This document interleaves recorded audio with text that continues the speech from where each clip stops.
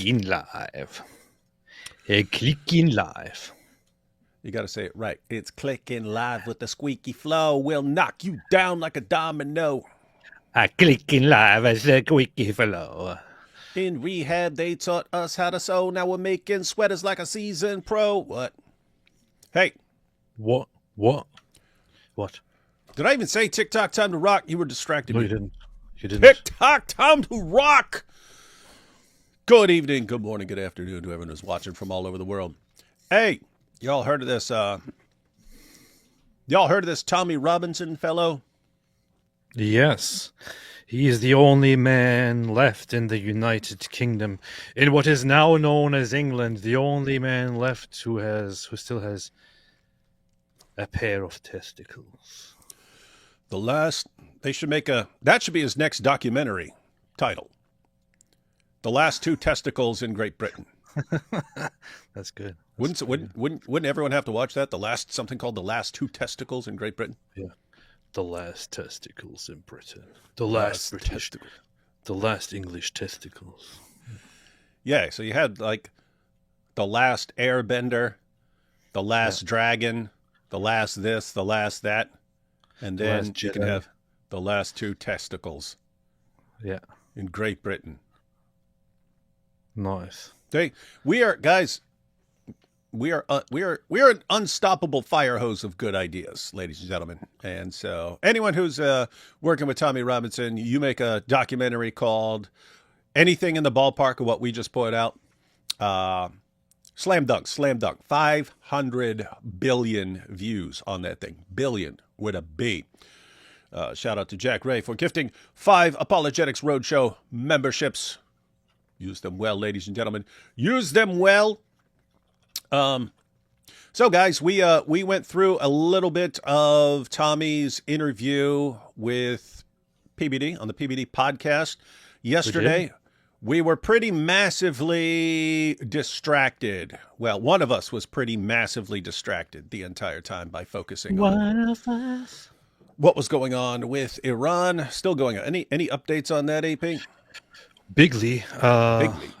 As we speak, so Israel is still, since yesterday, brutally targeting and brutally bombing, carrying out surgical airstrikes against Iranian military and nuclear officials, has already taken out high number of very significant high-ranking people in Iran, which Iran also officially confirmed, including the head of the IRGC, the head of the Quds force, which is this proxy force and all that. As they were bombing today, Iran. Yes, they're all gay. Okay. Today, Iran decided to respond and finally started firing missiles at Israel. Oh yeah, I didn't get to read anything, but didn't they like hit Tel Aviv or something like that? Yeah, they're. I think there were third waves so far. I'm not sure what the situation is right now, if there has been more, but third wave so far, and Iran has been actually targeting downtown Tel Aviv. So they're directly attacking the city. They have most missiles have been intercepted, but some have struck Tel Aviv. And for the first time ever, actually, Israel was expecting this. Honestly, I didn't take it very, very seriously. But for the first time ever, we actually have images of destruction of buildings and a street in Tel Aviv. So Iran is currently trying to do their best to lash out and cause some destruction in Tel Aviv. The comparison, of course, is that when Israel strikes Iran, it's these are surgical strikes, precision military targets, and targeting their nuclear program. When Iran strikes back, they fire at the city. Kill all of you. So far, I think only one person has been confirmed killed in Israel. One person was critically injured and it has been declared dead. Then there is dozens of people were injured in the West Bank, apparently, and maybe a dozen people injured inside Israel so far. But people are seeking shelter, and Israel is telling everyone to seek shelter and all that. So to stay inside. Everyone see how that works? Everyone see how that works? It's the opposite of what our jihadi friends do in Gaza, right? Say, hey, there are rockets coming in. Everyone seek shelter. And we were careful to build you many, many, many shelters, and houses and buildings all have these shelters within them. There are panic rooms everywhere that are basically bomb-proof, panic rooms all over the place. And in Gaza, they do the opposite. They build tunnels for the jihadis, and everyone else has to stay on the. They want people staying on the surface and so on, so that they do get hit, so that then they can say, "Look at what the Jews are doing! Look, oh my goodness, they're attacking civilians."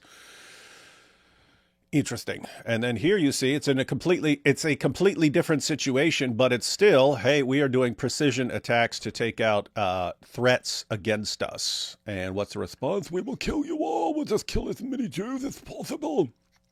It's interesting they go after Tel Aviv because that's a pretty un-Islamic area. Yeah. Pretty un-Islamic area.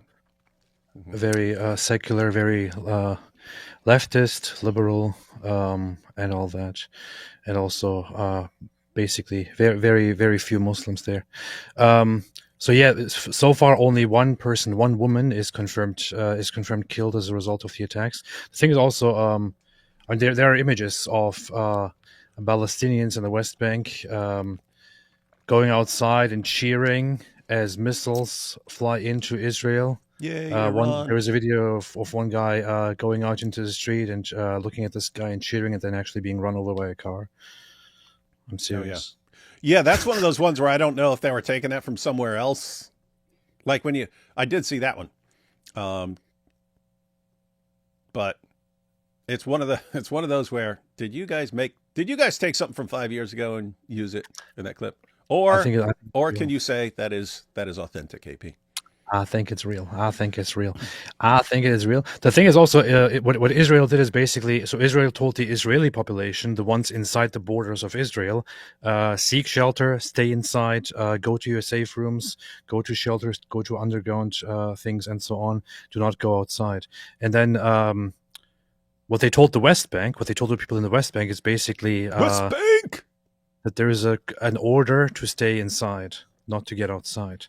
And earlier I saw people were complaining about this, like, why are they telling us to stay inside? How dare they command us to stay inside? Well, this is why. Right now, the number of injuries in Israel is lower than the number of injuries in the West Bank. Because these guys have to be told to stay inside. These guys have to be commanded to stay inside and to stay safe, because they can't take care of their own safety.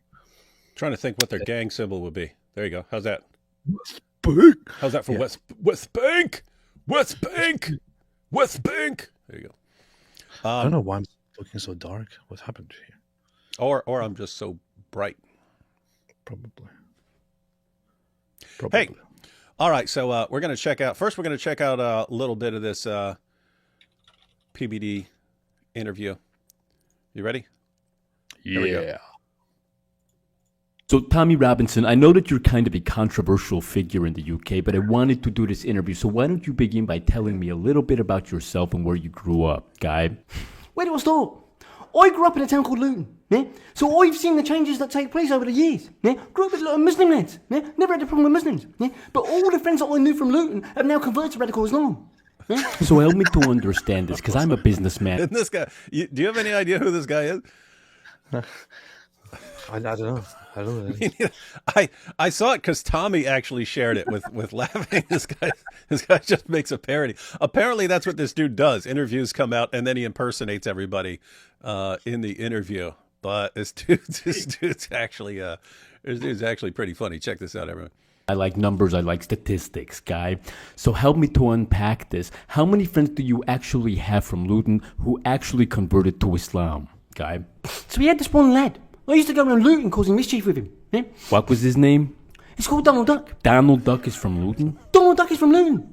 But he don't call himself that anymore because he converted to radical Islam. Yeah? He's called Donald Abdullah Duck.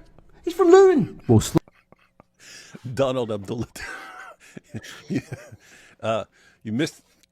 Hey, you missed it, AP. So we had Tommy Robinson explaining how his friend Donald Duck was from Luton, but now he converted to Islam, and so he goes by Donald Abdullah Duck.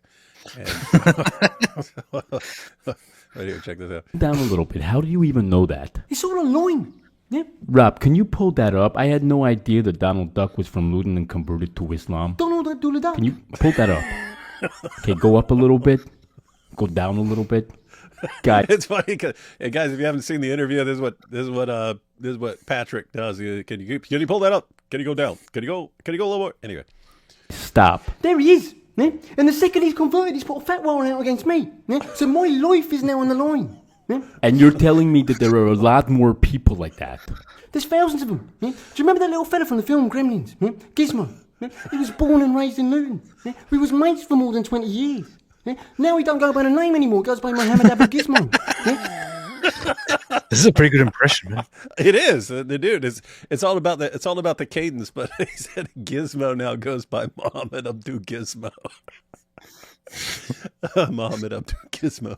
And he's one of the main leaders of jihad in the UK. Yeah? And he wants me dead. Rob, pull that up. Again, it's all online. I'm a journalist. Yeah? I tried to expose him when he tried to hide the fact that he joined ISIS. Yeah? And what you can't see in that picture because he's hiding it is that he's got a hook for a hand. Yeah? So he's essentially replaced the arch terrorist Abu Hamza. Yeah? Born and raised in Luton. So here's the most Oh man. So Gizmo. Oh boy, Mohammed Abu Gizmo got a hook for a hand, but he's hiding it, and he's replacing Abu Hamza. obvious question, Guy. Why haven't the authorities done anything PBD's holding a chess piece for no reason.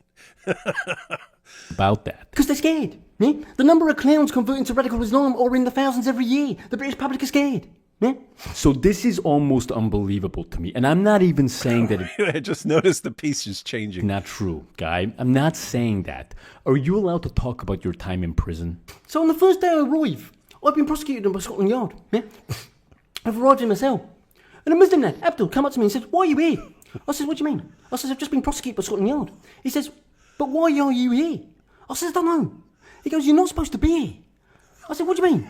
Muslim lad, yeah? Could have known it from Luton. Yeah? He says, "The judge don't even think you need to be here." Because I'm a journalist, I asked him for the documentation of it. And he shows me, he goes, "The judge thinks that what they've done to you is unlawful." Yeah? So I'm in solitary confinement. I'm sorry. This is fun. You don't think it's funny, man? There's one.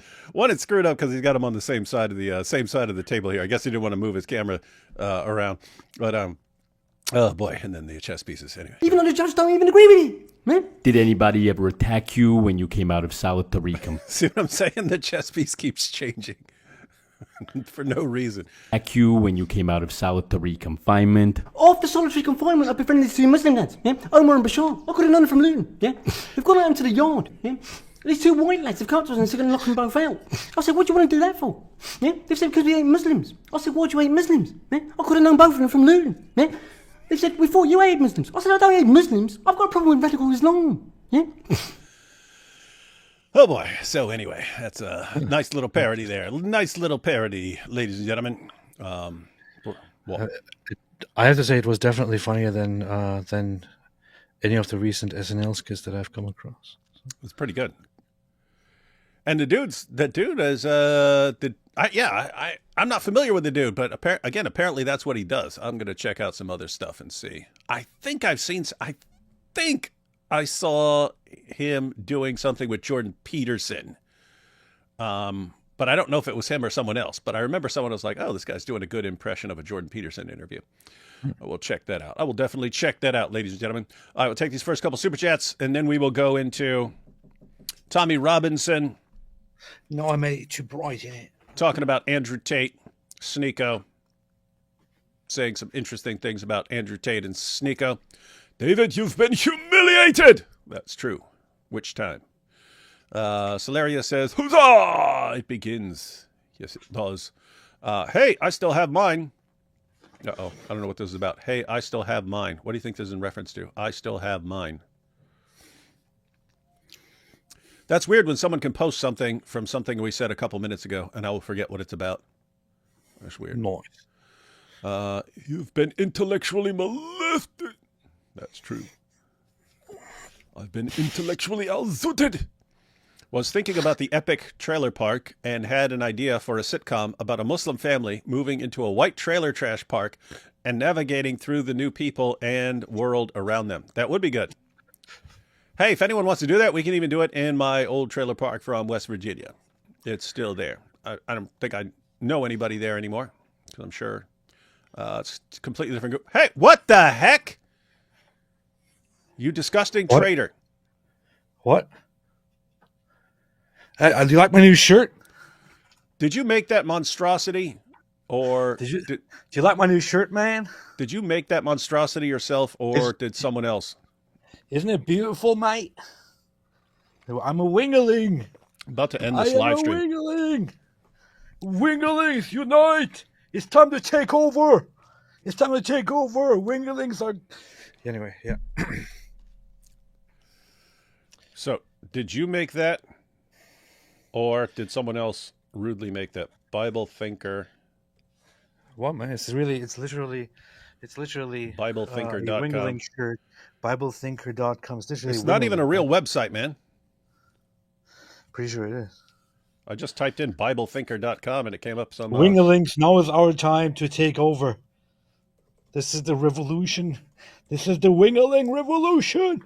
It's time to take over this live stream at this channel. There's nothing there. It's a crap fake website. That's how I know you're simply making fun of Wingalings, because I was about to end this live stream real quick like. Pretty sure I ordered it from Mike Winger's merch store. I don't know why he's using defunct Bible or links, but yeah. Oh wait, I think I typed in .com. Let me see. BibleThinker.org. Wingalings unite. Wingalings of the world unite. It is some dork website here. And it's a bunch of freaking Mike Winger crap, man. What the heck, man? BibleThinker.org. Who goes with .org and not .com when .com is available? Oh, cool people, man. Hey, cool this is good, AP. I'm looking at the stuff you're advertising right now, and one of the big sections right here that pops up is Catholicism refuted. Good to see AP funding the refutation of Catholicism. Let me see if there's anything refuting orthodoxy here. Eastern Orthodoxy of the Greek variety.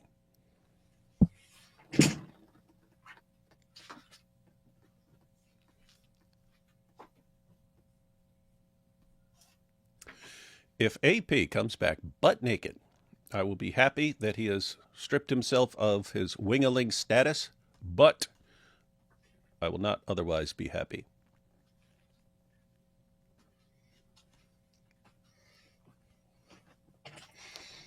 There we go. There we go. I apologize. I apologize to all Catholics. I shouldn't have done this. Well, you've got to do 180 Hail Marys as your penance, and you have to read the entire Quran. That's the ultimate penance. Hail Mary, full of grace. Let's see. As Christians, we pray for peace and the conversion of our persecutors. However, the Iranian Islamic government has murdered hundreds of its own innocent civilians. Those who live by the sword shall die by it. Have to say, not sure, because I'm not over there, but not sure when a good time for an uprising of the people would be. But I hope I hope at the end of this saga, the people of Iran are free, and we have a newer, freer, better Iran. Planning on any new skits in the near future? Well, I'm always planning skits. Don't have anything actually officially prepared though. What about? I want to say something very quickly before you continue. Well, I'm gonna let you finish.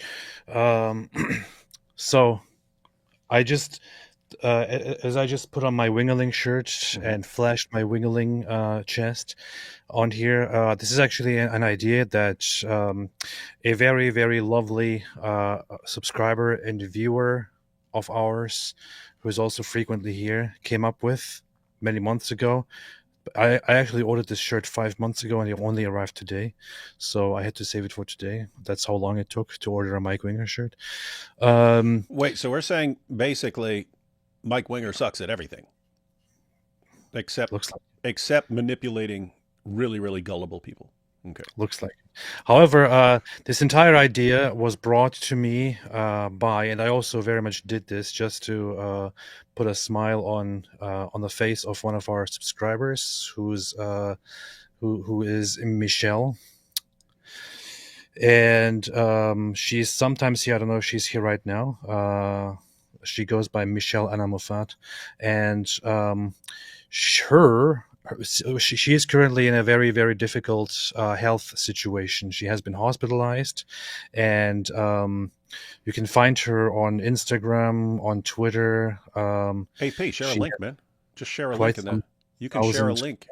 You can share a link quite in the some chat, and people can follow her. followers. I will do that. I'll do that. I'll share her Instagram accounts as link here. So here is her Instagram account. I just put it in the chat. So she actually asked me to do this whole Wingerling prank, and I wanted to do it. She's currently in a very, very difficult situation. She's she had I think at some point in her life she had a spinal injury, and is now paralyzed, I think, from the spine down. And but she's a very cheerful, a very loving, a wonderful, very encouraging Christian woman. And I have to say, on my path of becoming Christian myself, I have been, encouraged and motivated and impacted by different people, by different Christians who were very, very influential and very good along the way. And she was one of those people, actually, because I've seen how she, despite having received such injuries and being paralyzed, how she is such a happy, such a wonderful, such a kind person. Right now, as we speak, she's in a very bad situation. She shared her photos online, but doesn't talk very much about it. But she, just within the last several months, she lost too much weight to support her own body. Right now, I think she's like 95 pounds or something like that. And photos of her look like she's completely starving.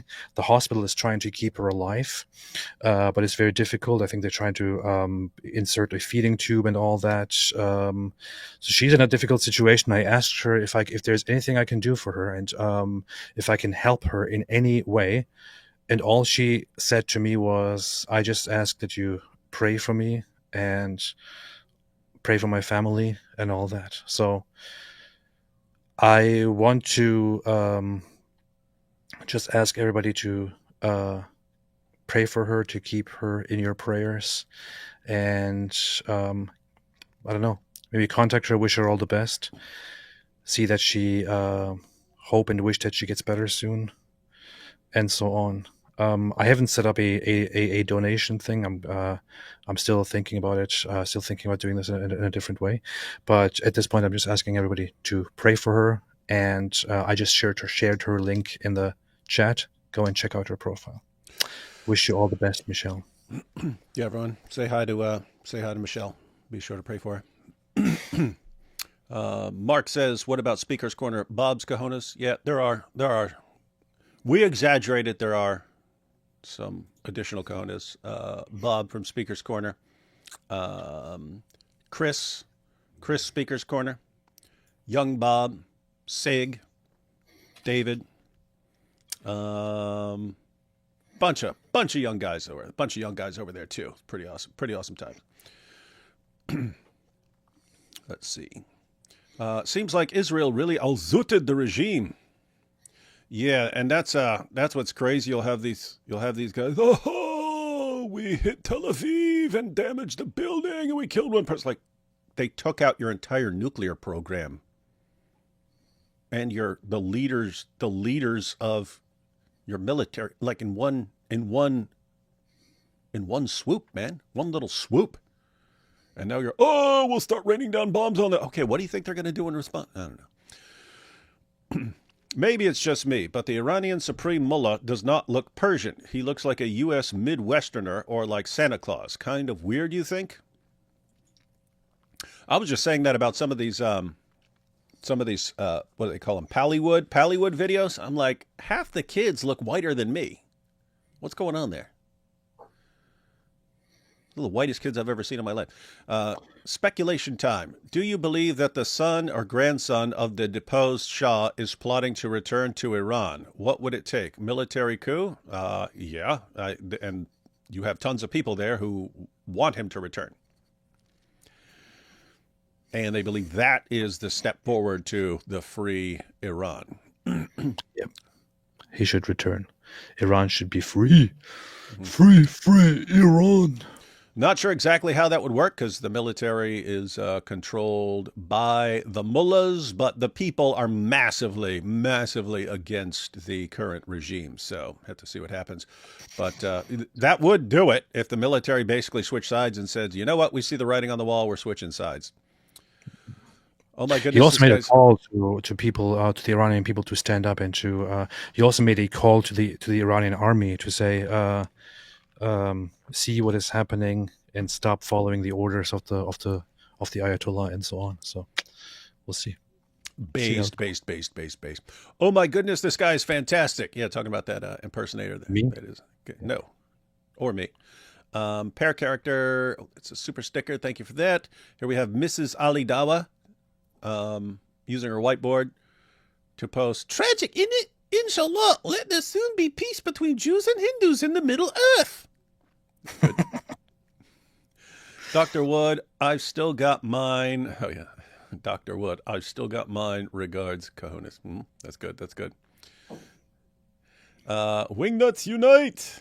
Wingnuts of the world, unite! Iran has been militarily molested and humiliated and elzooted. AP, you need to wash your hair, brother. What are you talking about? He's got a hat on, man.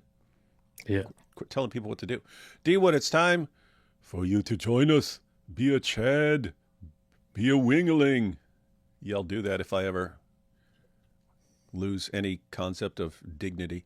It's real. It's some Mike Winger crap. I know that's what's messed up. I thought AP designed his own stupid shirt just to be funny, and yet turns out anyway. Yo, AP and D Wood, would you ever have a discussion with Asmund Gold about Israel and Palestine, possibly sharing interesting stuff about Islam as well?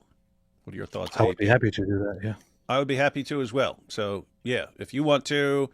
I generally don't go around contacting people unless I have a really, really important reason. But if you want to suggest it to him, then you can get the ball rolling. Long time, Mr. Streams. Did you guys see the fight between Jackson Hinkle and Jake Shields today on Twitter? It is hilarious.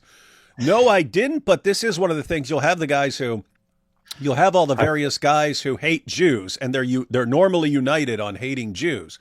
But they actually can take different sides on an issue like Iran or something else on the Sunni-Shia split. So some of them are favoring the Sunnis, some of them favor the Shias, some of them don't know, and so they just go with whatever idiot they're following is saying. But what is this fight about, AP? Did you follow it?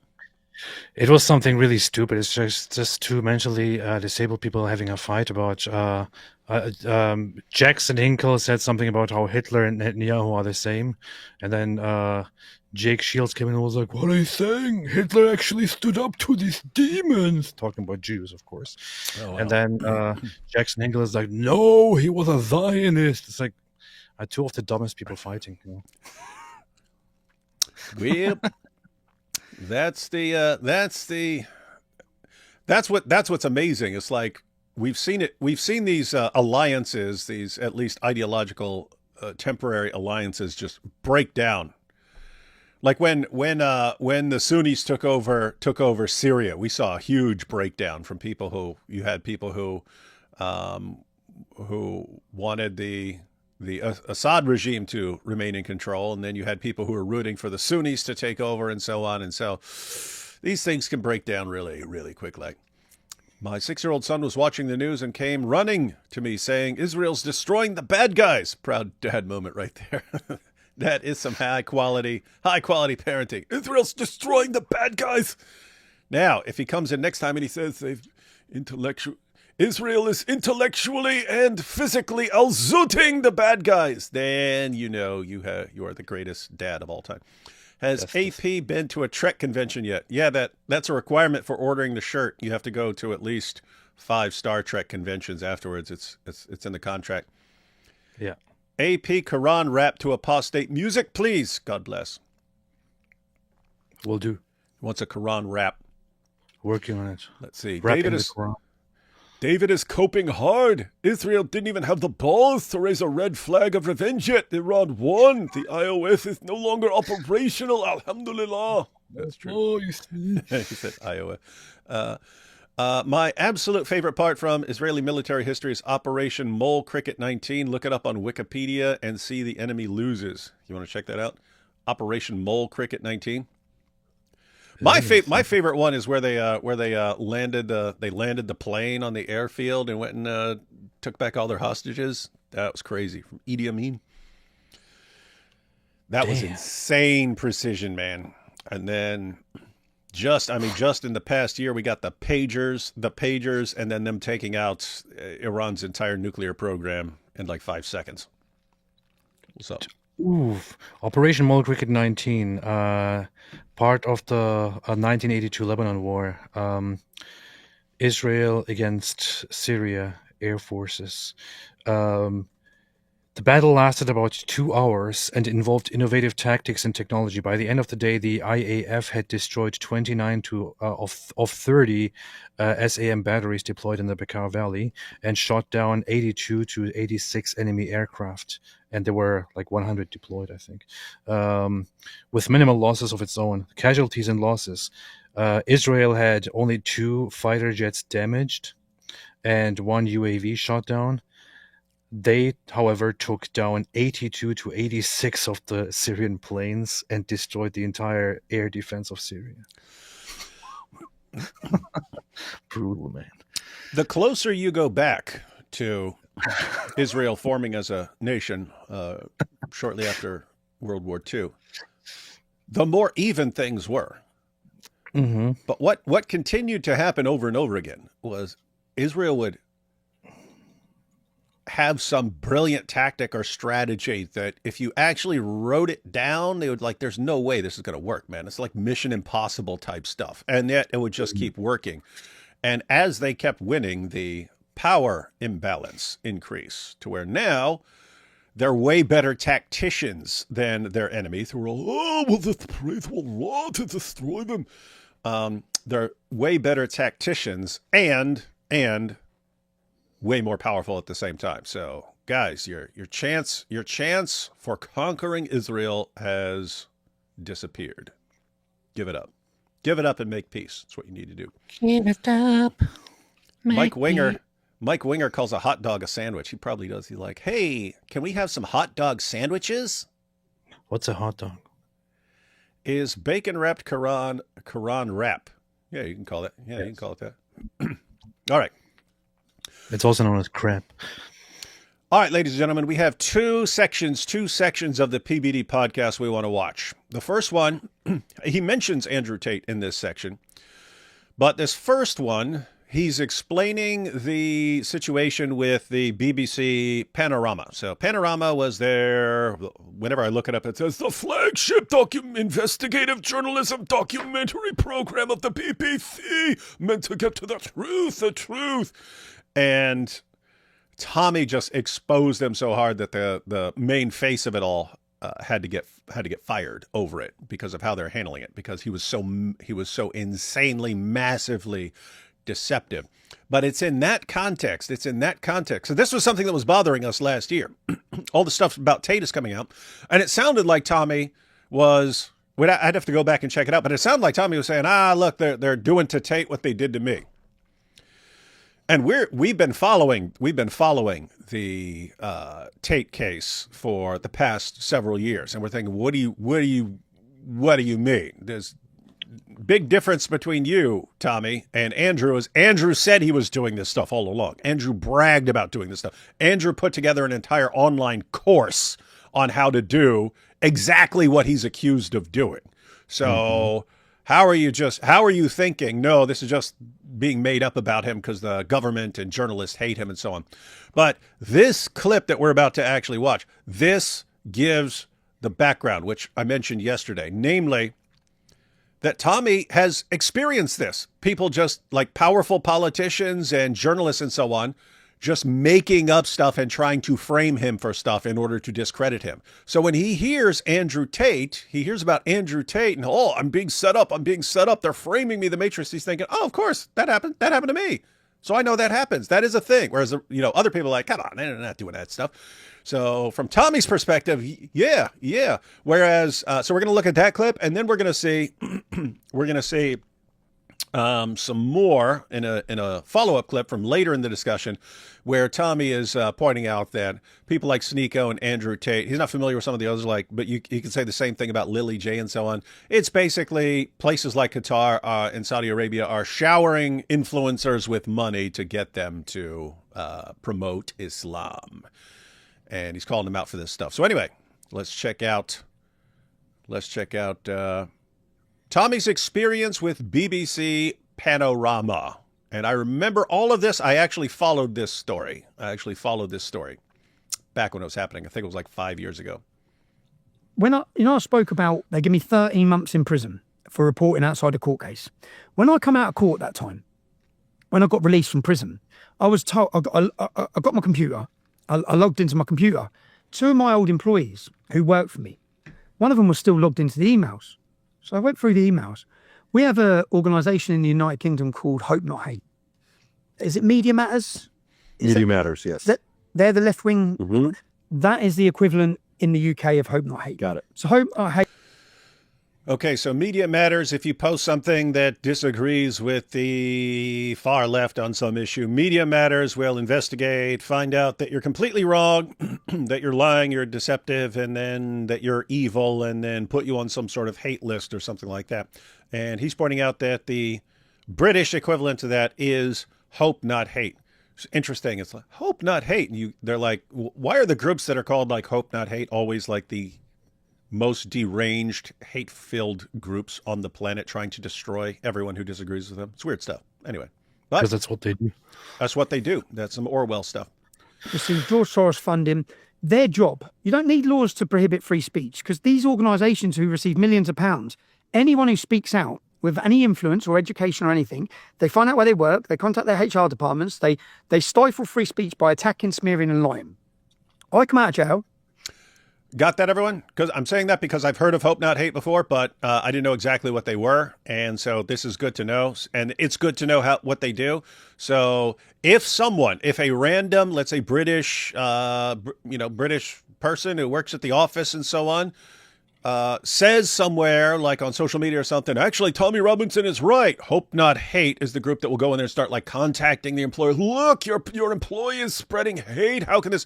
And then get the person fired, blacklisted. The person can't work again, and that sends a powerful message. Do not ever do what the establishment tells you not to do. Don't get out of line. And so they're basically the muscle for an extremist ideology. I turn the laptop on. I'm still logged into one of my employees' emails. I start going through his emails and I start looking back. Maybe I shouldn't have. I'll find out he's in contact with Hope Not Hate. So I'm looking, thinking he's employed by me. And he wasn't just employed by me. He was working with Alex Jones. He was working with Lawrence Southern. He was working with so many people in the right. Everyone in the right he was working with. And then I looked at the times and dates and they're paying for his travel. They're sending him money. I think, what's going on here? So I ring him up. Are you hearing how messed up this is? Yeah. Guys, that just in case you missed that, because some people are discussing things in the chat. If you just missed it, he gets locked up. He goes to prison. This was for the thing that happened like 5 or 6 years ago when he was reporting on the grooming gangs case, and they said you can't, and he did it anyway. And then they gave him 13 months, which, by the way, is insane. If you wanted to fine him or something like that, that would be one thing. Sending someone to prison, I pointed out before, I've never seen anyone. I spent years in prison. I never saw anyone in prison for any of the things that Tommy Robinson just has gone to prison for in the past several years. But anyway, he's in prison and he gets out and he goes to his laptop and one of his employees was still logged into it and stuff like that, and he sees all these messages. This guy's going back and forth with hope not hate. And wait, this is a guy who's working for Tommy, working for Alex Jones, working for a bunch of different groups, doing everything he can. He's looked, and hope not hate is paying all his expenses to go around to all these places and do all these things. Like, wait a minute. This guy's a spy. I've got a spy working for me. This is crazy stuff. What, guys, think about that. What's that mean? It means that hope not hate is sending people, hiring people. Hey, you're going to infiltrate this organization, become a worker for Tommy Robinson, and you're gonna find all the dirt for us, and then we're going to use the dirt that you find to blast him. So this is hope not hate. This is their methodology. But Tommy, actually, this is what cracks me up. Tommy keeps winning these situations. Anyway, and I find out then that Panorama, you heard of Panorama? Panorama is the BBC's flagship documentary maker. So they are seen in the UK as the most authentic investigative documentary makers. What they say is factual, yeah? I see that Panorama are working on a piece against me. So I ring, and I then make a documentary. And in this documentary, what they're doing against me, I send a girl wearing a hidden camera. So Panorama are known for covert surveillance. They investigate and they expose things. He reversed it. So I sent a girl to wear a covert camera into Panorama. So Panorama, when they were doing a documentary on Tommy, they never released it because Tommy reversed it and he investigated them as they were doing it. So he sent a woman pretending to be a whistleblower against Tommy. She's going to help them expose how evil Tommy is. And they're like going to shower her with money and everything else in order to get her to go against Tommy and so on. Tommy finds out that what they're doing, and he sends the woman to them to have the discussion and discuss the plan. What's the plan for getting Tommy and so on? But he's recording the entire thing. Anyway, this is legend status just by itself. This is legend status. But anyway, he brought down an entire guy's career, who was like considered one of the greats in journalism over there. Brought him down and showed what a despicable scumbag this guy is. Head of Panorama, his name was John Sweeney. This man was the biggest face of the BBC. Yeah, he goes in. I send the girl in, and I get her wearing a wire, and I get him on camera saying that they're going to make me into a sexual figure. They're going to make me Harvey Weinstein. Yeah, so they're going around all my old employees. Anyone I fell out with. This is how it works. This is the operation. So anyone I fell out with. Anyone who had contact with me from when I was a child, this group will contact him. But the BBC don't contact them. In step, hope not hate. In step an organisation who can sit down and pay you, I'll give you £20,000, yeah? Then they pay them £20,000. They tell them what they need to say. They then bring in Panorama, whose hands are clean, yeah? They sit down, they use this source of information, they make a documentary talking about me, and then they show it to the world. And then they have... Everyone get this? So if the BBC were caught paying people to say certain things, then the BBC would be in trouble. So what happens is there are other groups that if the BBC wants to make this big expose on Tommy Robinson, these other groups who are working with the BBC, these other groups will go in there. Hey, we want you to say this. Hey, here's £20,000 to say this and so on. Want you to say that. Want you to find this and say this. And then the BBC puts this stuff in the documentary, but if someone says, oh, come on, they made this stuff up. If it ever gets exposed, hey, this stuff was made up. Well, the BBC didn't do it. We didn't do it. Someone else did it. So their hands are clean. This is evil stuff, guys.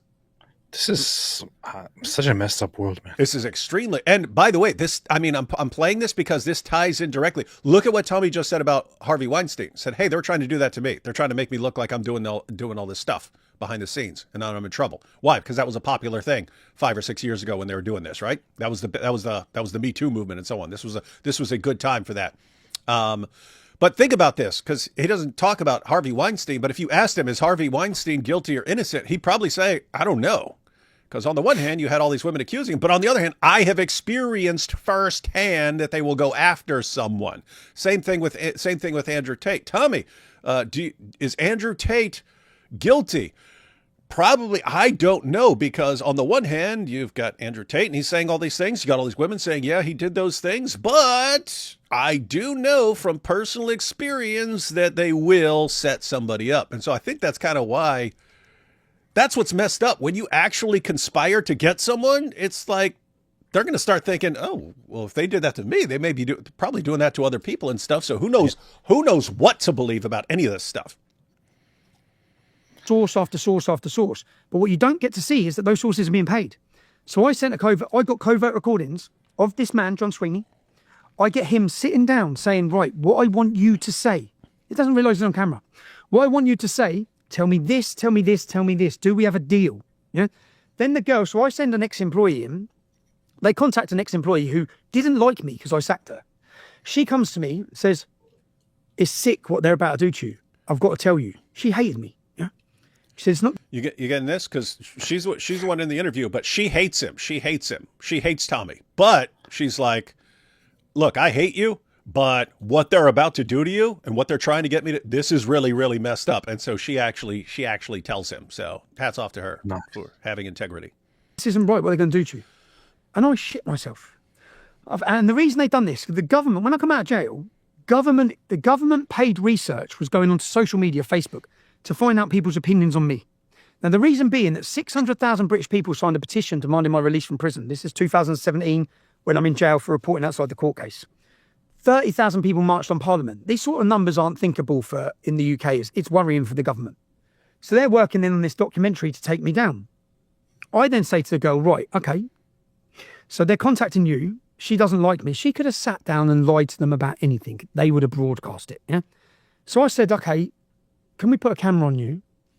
Let's go to them. You tell them about an argument we've had. Yeah, we did have an argument. It was about a demonstration. It's about Mohammed hijab. Nothing about sex or anything. And she goes to him and says, right, I've got a recording on Tommy Robinson. He's really aggressive and he's shouting at me. And then she says, but I was screaming at him, and she starts saying it was my fault. And he says, don't worry, we'll clip all those bits out. He doesn't really lose. You guys getting that? So she had recorded. So this is, keep in mind, this is separate from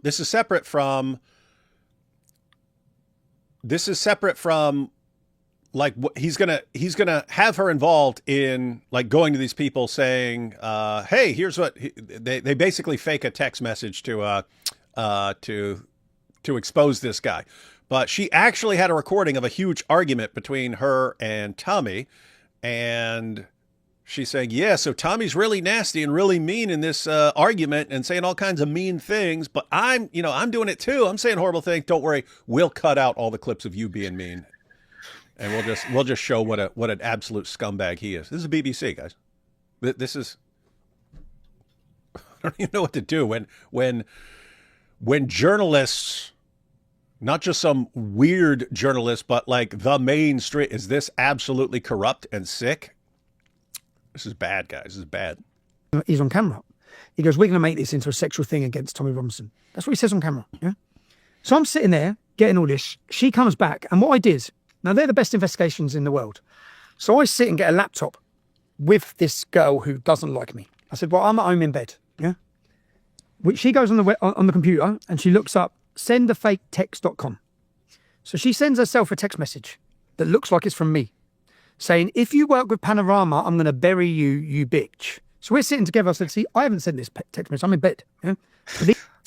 Guys, getting all this. So you can go to, there's a site that you can go to send a fake text. So in other words, you would get a text on your phone that looks like it's from me. It will say sent from David Wood and stuff like that. And then you'll have that on your phone. And then you go, look what this monster sent to me, and so on. So she actually sends a text to herself from a website, from this website, supposedly from Tommy Robinson. Tommy Robinson knows what's going on, right? He knows what's going on. He wants to show how these guys aren't serious they're not serious in their investigation. They're looking for anything. And if you come to them, look, and even if it's from a fake website and so on, they'll still just run with it. And so she types, if you work with Panorama, I will end you. And goes and shows it to him. Look what he said. And they're ready to roll with this. But it was all a setup. They're trying to set up It reminds me of the Quran when it's they schemed against Allah, but Allah is the best of schemers. Tommy's the best of plotters here, man.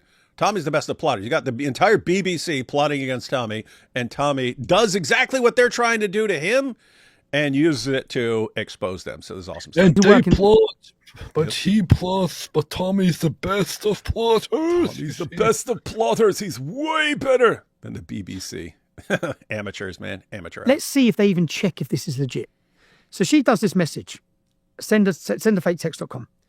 John Sweeney, they're trying to contact me because they've been working on all this dirt they've got on me. So you see what you're seeing here. So what I do is I go and set up a studio like this. I put a camera on the wall. I put a screen on the wall. And I only give them a day's notice. I said, right, I'll meet you. It has to be on my grounds. Meet me here. And my heart's like this. I'm because Panorama are going to finish me. They're about to tell the whole country I'm a sex case. They're about to tell the whole country all these things about me. And he sits down. But what we find out in this, that my 2 old employees are being blackmailed. So I ring my old employees who are working with Hope Not Hate. I ring them and say, Caleb, I've got someone inside Hope Not Hate. I know you met them on this day at this time, but I'm blagging them. I've got it from the emails. I know you met them. He's like, Tommy, they've been blackmailing us for the last year. How are they blackmailing you? When we lost our job with Rebel Media, we were so annoyed with Rebel Media that we went to these groups, we took money off them to give information on the right wing. Yeah. I said, okay. And they're going to expose that we've done this. They've got evidence we've done this. So then they've forced us, we've got to help take you down. And they threatened us with the police, all these different things, politicians. Now, Hope Not Hate, at the head of Hope Not Hate are politicians. Hope Not Hate are the deep state. You want to see the deep state? It's Hope Not Hate. So I've done 2 documentaries, yeah? This is why they hate me. So the Panorama think they're taking me down. I then get all this recorded information on them. Hey guys, so the setting, I mean, this is brilliant. So Panorama, John Sweeney of Panorama, he wants the face of Panorama. He's trying to get an interview with Tommy because he's been working with his people who are basically setting Tommy up, doesn't realize the one woman actually comes to him and says, yeah, I can't stand you, but what they're about to do to you is massively screwed up.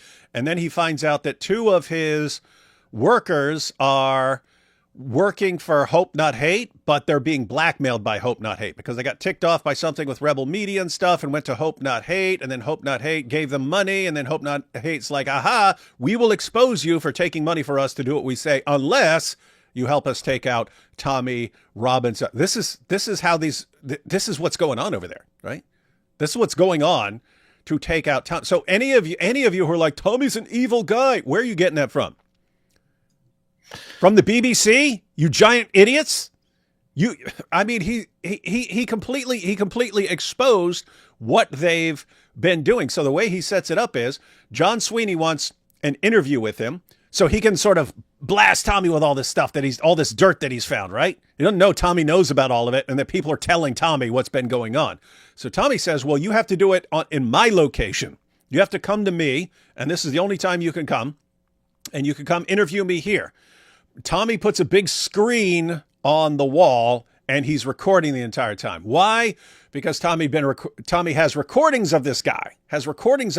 He had put a camera on the woman when John Sweeney's telling this woman what she's going to have to say and so on. So Tommy had the recordings. You come to me, and then he gets to show everyone while everyone is watching, gets to show everyone what this dude was doing. Cause the dude lost his job over this. I sit down for an interview. They sit down for Panorama with Caleb, my old employee. He does an interview. Present in the interview with Panorama that we pay for, BBC, are Hope Not Hate. Hope Not Hate, when he doesn't say enough negative stuff about me, they take him outside and they say, you better go in there and say this, you better go in there and say that. So when I sit down with John Sweeney from Panorama, and this is all on this documentary, I sit down and say, whose documentary is this? Is it BBC's? He says, yeah. I said, so it's yours. So it's nothing to do with any organisation. Any other, there are, because Hope Not Hate are named by the Swedish government as a far left extremist organisation. George Soros funds them. They're a radical group, but they have establishment power. Yeah, they're used by the establishment to destroy people. They do. The media can't offer you money. The police can't. They can't entrap you. They do it. They're the group that comes in and does it. So then John Sweeney sits down and I said, would you ever, who's working on this? He said, us. I said, so this is not a Hope Not Hate documentary. He says, no. So I then have messages. I said, really? That's not what they say here. And I said, look on the screen, John. I said, John, would you ever tell anyone what to say in a documentary? Would you do that? You didn't do that. I said, would you ever do that? And he says, no. I said, I just said press play. And all the BBC's producers are sat there. Now, I've done loads of... Is this video live? It's all on there. It's all on there.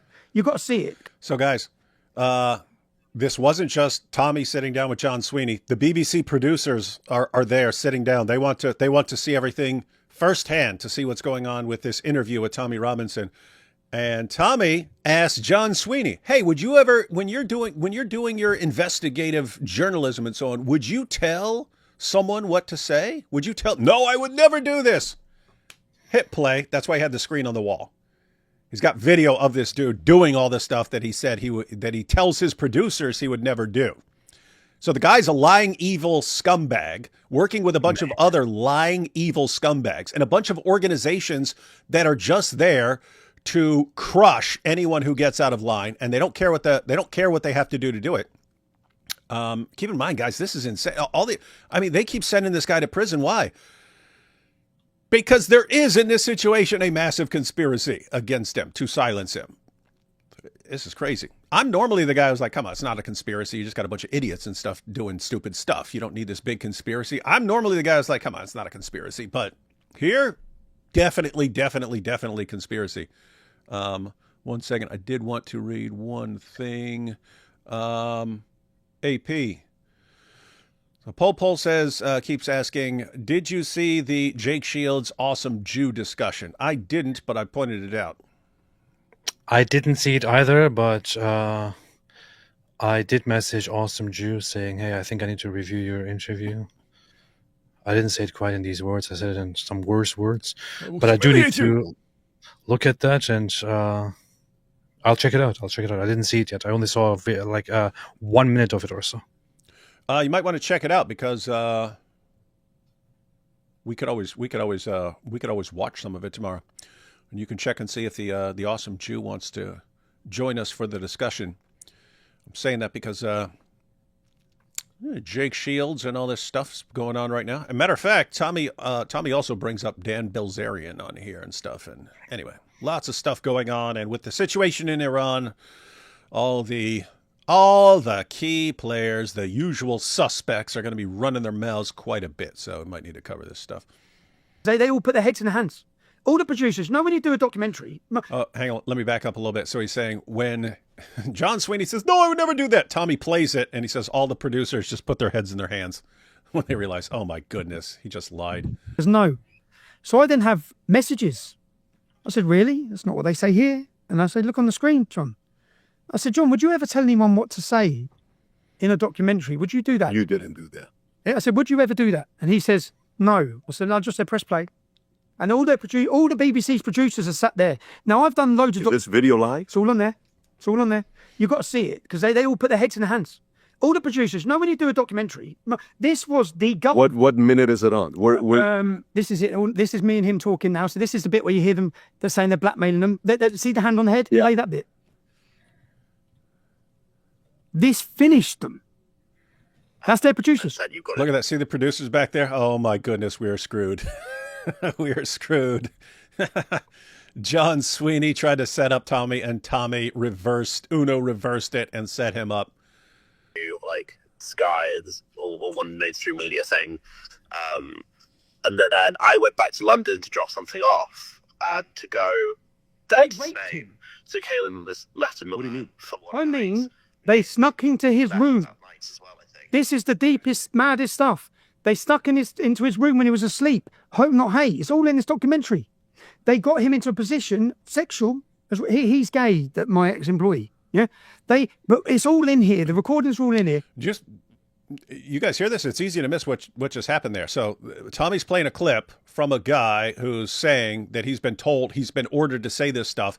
Tommy says why the guy's been forced to say this stuff. Hope Not Hate gets him in a compromising position with another man because the guy's gay, but it's not whatever he's doing, it's not public. And hey, we will expose what you just did with this guy if you do not say about Tommy Robinson what we want you to say. These are the trusted organizations that are controlling what British people hear in the UK. Guess what? They're still there, guys. They're still. He exposed how sick and evil these people are years ago. Put out an entire documentary about it, and people are still going to the same exact sources of information. We can't trust Tommy. He's an evil liar because we say it. It's bad stuff, man. Man. Now, I've done so many documentaries over the years with the mainstream media. You usually just have the presenter and someone else. When I've done this one, all the producers were there. But they had no idea what I had on them. So I said, would you tell anyone what to say? And he said, no. I said, press play. And then it's a recording of him covert. Wow. And all of them just go like this. And they're sitting. Now, once I got this information, I got so much that this exposed them so bad. Panorama, yeah? Welcome, and look, you see those bits there? What I did is I played the beat. Listen to this. Just a yes or no. It's a simple yes or no. Okay. We must ensure we avoid bias or an imbalance of views. Our output will be based on fairness, openness, and straight dealing. Contributors will be treated honestly and with respect. No, they were setting me BBC up. guidelines. Everything you think you know. Do you know we hear about fake news? Donald Trump spoke about fake news. I nailed them. Yeah. But what happened from this? When I was first exposed, remember I used a fake name when I started the English Defence League because I was scared for my family. There was a journalist called Stephen Bird for the Times newspaper. He uncovered me on the front page of the Times newspaper. I kept in a relationship with him. So when I got all this, I contacted him. I said, mate, I have got a panorama making up allegations. I've got them covertly recorded on everything, yeah? He come to see me. I played it to him. He said, mate, this is massive. I said, yeah, John Sweeney, they're fucked. Like, they're in trouble here. Big trouble. He said, let me go see my editors. He come back the next day. He said, Tommy, I'm not allowed to run it. So what do you mean you're not allowed to run it? So I'm not allowed to run it. I said, you're meant to be a journalist. How can you not? You guys catching this? So he gets all the dirt on BBC, Panorama, Hope Not Hate, how all these guys are conspiring to destroy people by lying about them, blackmailing people, paying people to lie. He gets it all, like just knockdown proof. He goes to a journalist friend that he's known for years. Hey, I've got the story of all stories, the story that will expose the BBC and Hope Not Hate and what all these guys are really doing. And his friend, oh, this is going to be awesome. It's going to be, and his friend goes to the producers. Hey, look what we got here. And then his friend comes back and says, I'm not allowed to say anything about it. That's how deep this stuff goes in the UK. Be allowed to run the biggest breaking story that exposes the BBC there's ever been. How can you not? So he wasn't allowed to run it. I then hired the biggest screen in the country. I played this documentary outside the BBC on on the biggest screen. I put it online. Within 24 hours, it had 2 million views. What year is this? This 19? 18, 19. I was deleted 24 hours later. Facebook removed me. YouTube removed me. I was deleted from every single social media. And the Attorney General prosecuted me for the crime I'd already been released from prison for. I went straight back to jail. And when everyone catch this. Everyone catch this. Because this is bad. And I'm saying because I was targeted because of that as well. Now, not anywhere in the ballpark of what Tommy was, but I'm saying I can verify what he just said because, I'll just go ahead and tell you. So what he just pointed out was, he catches the BBC. Turns out, journalists are not allowed to talk about it. Wait, what are you talking about? We are showing massive corruption in our media. Wouldn't you, as a serious journalist, want to expose all this? Guess what? You're not allowed. You're not allowed to expose it. Other news sources are not allowed to expose the BBC for what they've done. You will be destroyed. They will destroy your life. They will fire you and destroy your life if you do that. Right? So what does he do? He does it himself. He posts it on social media. What happens? He gets banned across social media instantly. Why? Powerful people are going to these social media companies and saying, ban this guy, silence this guy. They're calling in all kinds of favors or turning up the heat on these guys. Anyway, this was back then. Me and Robert Spencer did a live stream that was all we did was cover the arrest of Tommy. All we did was cover the arrest. That got taken down as hate speech. And there's nothing. We never said, I mean, I've said way, way, way meaner things in tons of videos than I said in this. It was just us watching what Tommy did outside the courthouse. He's just sitting there. He's sitting there like reading a BBC article and he's live on like Facebook from his phone, and he's quoting a BBC article and stuff like that. And police show up and arrest him. And we're just commenting, going, wow, this is weird. And then people are defending it. And they're saying, but there's a gag order. So during the 6 months trial, no one's allowed to report on the trial. And it's just like, they're obviously trying to make sure that people don't hear about what's going on with the grooming gangs. Like, obviously, they're silencing, they're keeping reporters from reporting on the grooming gang scandals, right? They're making it illegal to report on these grooming gang trials, right? And so Robert and I are just pointing out how insane this is from an American perspective. If in America, if you're concerned that reporters reporting on something is going to somehow influence the jury or something like that, you sequester the jury. You make it so the jury does not hear about this stuff. You don't stop reporters from reporting on it. In the UK, they stop reporters from talking about it, but it's clear that they're abusing that system to keep people, because they want to silence people about the grooming gangs. Well, Tommy is the only one who said, I'm going to report on this stuff. Anyway, he's not giving any information. He's not giving any details of the trial. He's quoting stuff that was already in the public, already publicly available, which wasn't against the law. And so here's the thing. Every time I would get accused of hate speech by YouTube and so on, I would win that. I would win that through the appeals and so on. So I would win all of those. It was annoying because sometimes it would take 2, 3, 4, 5, 6 weeks to argue back and forth. But I would eventually prove there's nothing in here that is what you said. This one I never won. This is the one I never won. I never won. And no matter how many times I went back and forth or how many times it was obvious to them that I didn't do anything in here, all I did was report on Tommy Robinson being arrested. And they said, hate speech, this is taken down and so on. So the point is, they cracked down on everyone who was even informing people on what was going on with Tommy Robinson. And this is like YouTube and so on, but YouTube, Facebook, everyone, they were all part of this. They were all part of this crackdown on Tommy Robinson, which is insane. So it's not just the BBC. It's not just all the other media organizations that aren't allowed to comment on it. You in America aren't allowed to comment on it. Not on like YouTube or something like that, or Twitter back then, or Facebook, because they would shut you down there. So you've got this is sick, evil, deep stuff. And again, I'm the guy who normally is like, come on, get out of here with your stupid conspiracy theory. This is a massive conspiracy, massive, massive, massive, and it's sick and evil. And think what's the goal? You got to silence this guy. You got to silence this guy from exposing the grooming gangs. And guys, in the rest of this interview, we're not watching it all. We're just watching a couple parts. But in the rest of the interview, he makes it clear why. You've got all these politicians and so on, and they rely on the votes of Muslim groups. It's the only way they can get elected. It's the only way they can get elected. So they need the Muslim votes. And so they can't be rocking the boat with the grooming gang scandals, or they're not going to get the votes. But after you've done that for a while, after you've silenced people about the grooming gangs, guess what? Your hands are dirty. Your hands are dirty. And Tommy is going, hey, we're going to expose everyone who's involved. Well, guess what? That's all the politicians. That's all the police. That's journalists. Everyone's in on silencing this stuff for political agenda. And so they can't let Tommy, because we all think, well, why wouldn't people want this exposed? Why wouldn't people want this exposed? By the time Tommy's exposing it, all these politicians have dirty hands and they've been covering stuff up for years. And if he exposes the whole situation, they get exposed too. They're done. They're done. So what do? Got to silence this guy. Otherwise, we're all screwed.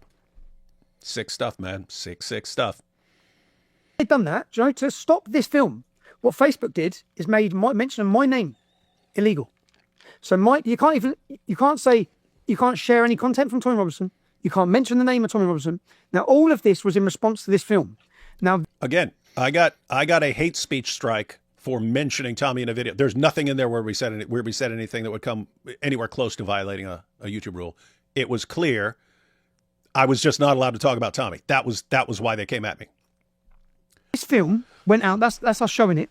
This film went out. You have to watch that film to understand. It's the biggest expose the BBC's ever faced, and their response to it was to end me again. Yeah, but they thought that their documentary that they'd created with fake news was going to end me, and I spun it and produced it and ended his.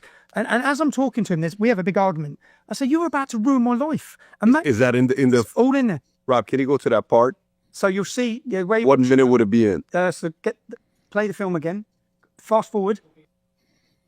Keep going. They're the covert recordings of him lying. I got him being racist, homophobic, talking about shooting gays. The head of the BBC. I got him nailed on everything. He was saying really messed up stuff. He was using slurs about gay people. I didn't know what they meant. I had to look them up, and I had to find out there are different British slurs against gay people. But this is really like what? Poofter was one of them. He was calling a guy a poofter. I didn't know what a poofter was. So I had to look it up, but it's a derogatory British term for a gay man and so on. But this guy's just saying stuff that he would never say what he really thinks about all these issues. And behind the scenes, yeah. Anyway, this got him fired. This all got him fired. I think they accused us of is them. Do you know the comments he made about working class? Do you know, so you understand the working class? He said, we heard about someone being working class. He said, we wanted to go visit this work. In the green room in the BBC, there was someone who was working class. You know, like you'd go and see an animal in the Mongolian desert, Mongolian jungle or something like that, he said. Like, that's how they view us. That's the comments he made. So, and the guy's, Tommy gets him recorded, and the guy's saying, I heard someone's working class. I want to go look at him like an animal in a zoo.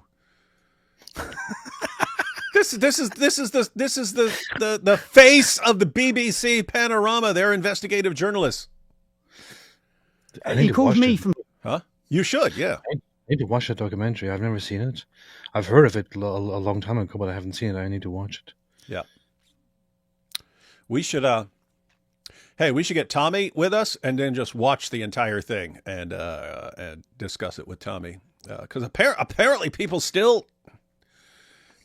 it hasn't sunk in for people. And all the forces at work against Tommy and his friends and so on and allies, they've still been successful. It looks like things are turning a corner right here with Elon helping him out a bit and stuff like this. It looks like Tommy's starting to win now, but they were able to shut him down several years ago and then just lock him up again. Scumbag Irish background, as in poor, because my mum's Irish and poor. This is the way they view us. You see it? They call him scumbag Irish background. And it's nailed it. But if you keep going, you'll see at the end when I get up, like, wow. But and do you know the fake text? So send a faketext.com. When we're going through all this, he kept going for his pocket. And I'm playing. I said, no, hold on. One more thing. Let's see what he's saying here. So I'm playing. I said, would you ever be racist, John? No. Press play. Homophobic, John? Press play. This, John? Press play. And on everything. And then at the end, he gets out of his pocket and he says, yeah, Tommy, you said you'd bury her.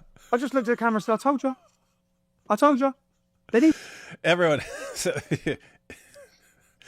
So Tommy starts questioning this dude. Everything this dude says he would never do, Tommy has secret recordings of the guy doing exactly what he said he'd never do. So Tommy exposes him right in front of all of his producers.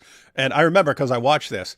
And after Tommy just like destroys this guy and like ends his credibility while he's being recorded and in front of his producers, the guy goes back to the fake text that Tommy knew was being sent and was that Tommy's friend had sent from a website where you can fake text from someone.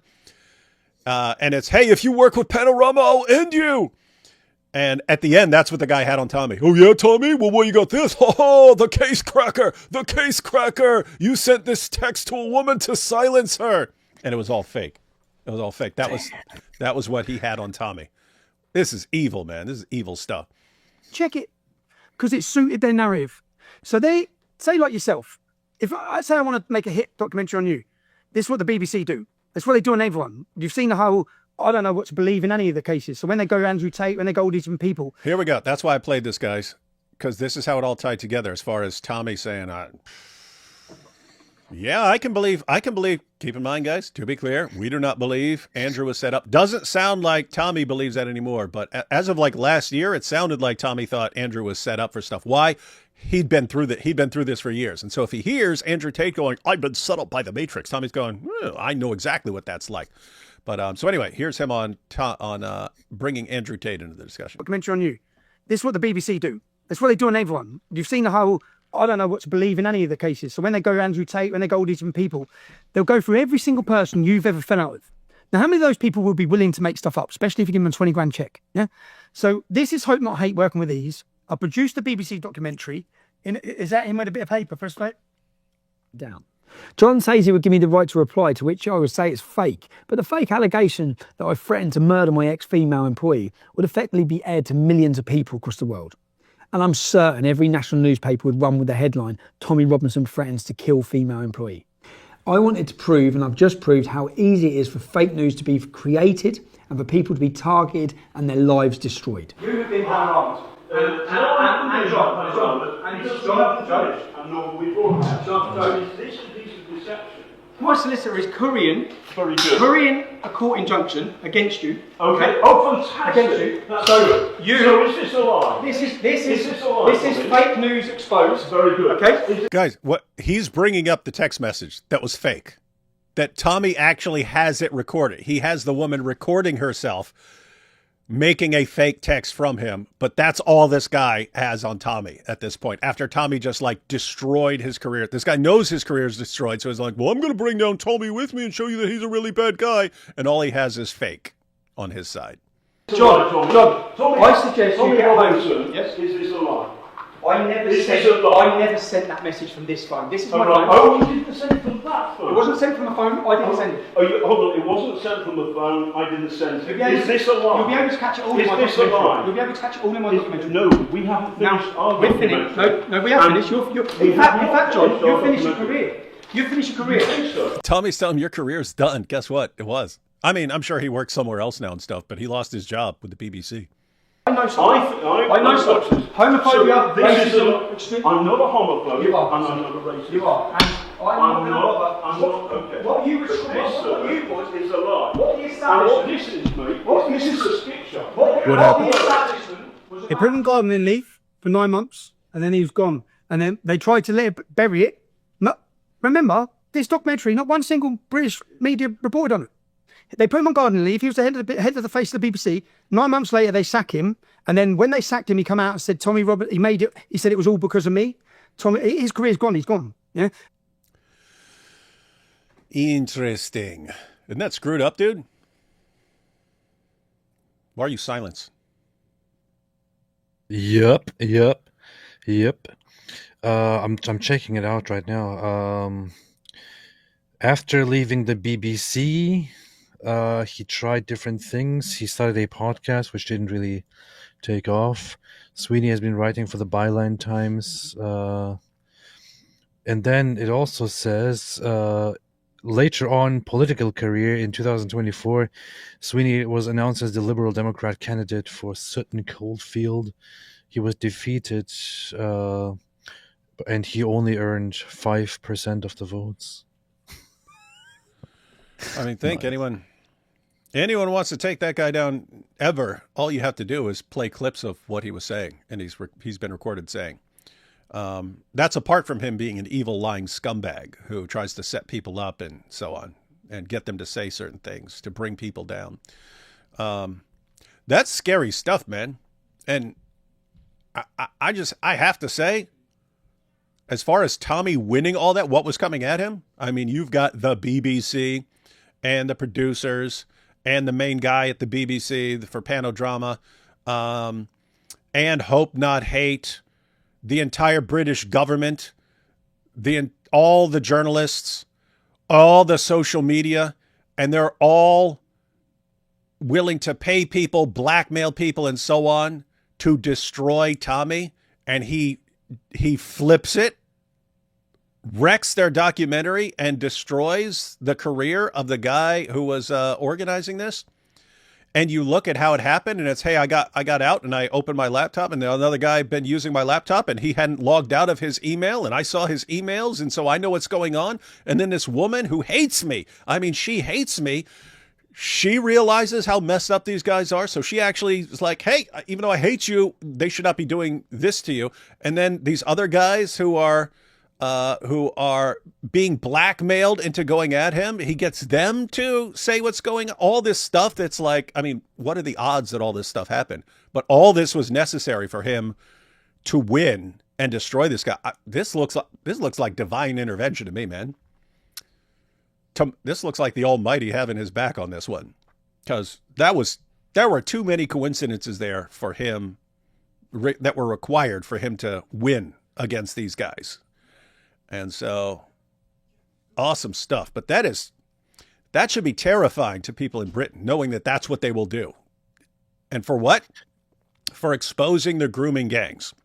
And you've got the government whose hands are dirty because they helped, not wanting to be exposed, and they will destroy anyone who's going to expose them. Sick stuff. Sick stuff. Very sick stuff, man. Very sick. Very, very, very sick stuff. Yeah, so I wanted to play all that so people know what's going on. We'll take a couple super chats, and then we're going to watch. It's a shorter clip, but it's him talking about Sneako, Andrew Tate, Dan Bilzerian, and how these guys are apparently, probably, most likely, getting paid for all this stuff. Wild stuff. Getting all zooted. David and AP, prove it. We can't. We don't have the proof. Prove it. Come on, man. Prove it. AP's bookshelf equals interstellar library. Yep. That's what it is, man. It's intergalactic. Intergalactic planetary. I'm 40 minutes late. Bummer. Also, hi to you both. How's it going, your favorite maid? Winger's the kind of guy to say, hello? Is anyone there? In a haunted house. Yeah, that's why he'd be the first one to go at the beginning of the movie. You're on a plane, and there are only 3 free seats. One in between Mike Winger and Lily J, one in between Andrew Tate and PBD, and one in between Pierce Morgan and Dave Smith. Which seat are you picking? Oh, Tate and PBD in a heartbeat. In a heartbeat. Pierce Morgan and Dave. I would say I would take Mike Winger and Lily J. My 2 favorite. AP still got jokes. AP still in prank mode. Ha, ha, ha. Everyone cheer for AP. Ha, ha, ha. He's being a funny prankster. Just here to tease AP for not being baptized. Very rude. People are laughing at you. No matter how hard he tries.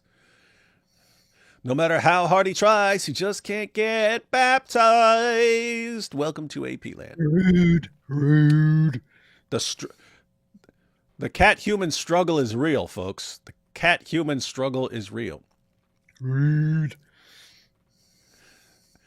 Why do you guys hate Mike Winger so much? Don't get me started. I have to do a whole live stream. No, to be fair, I'm not allowed to hate my enemies. I have to love them anyway. But as we know, you do have to call out evil. You have to. And it's not unloving to call out and expose terrible, awful evil. I love Mike Winger. I think he's one of the best. Yes, I love Mike Winger because I'm commanded to love my enemies. But that doesn't mean he doesn't need to be exposed and humiliated. I will say that part of the problem is that the BBC's government run and the British people have relatively limited local options as a result.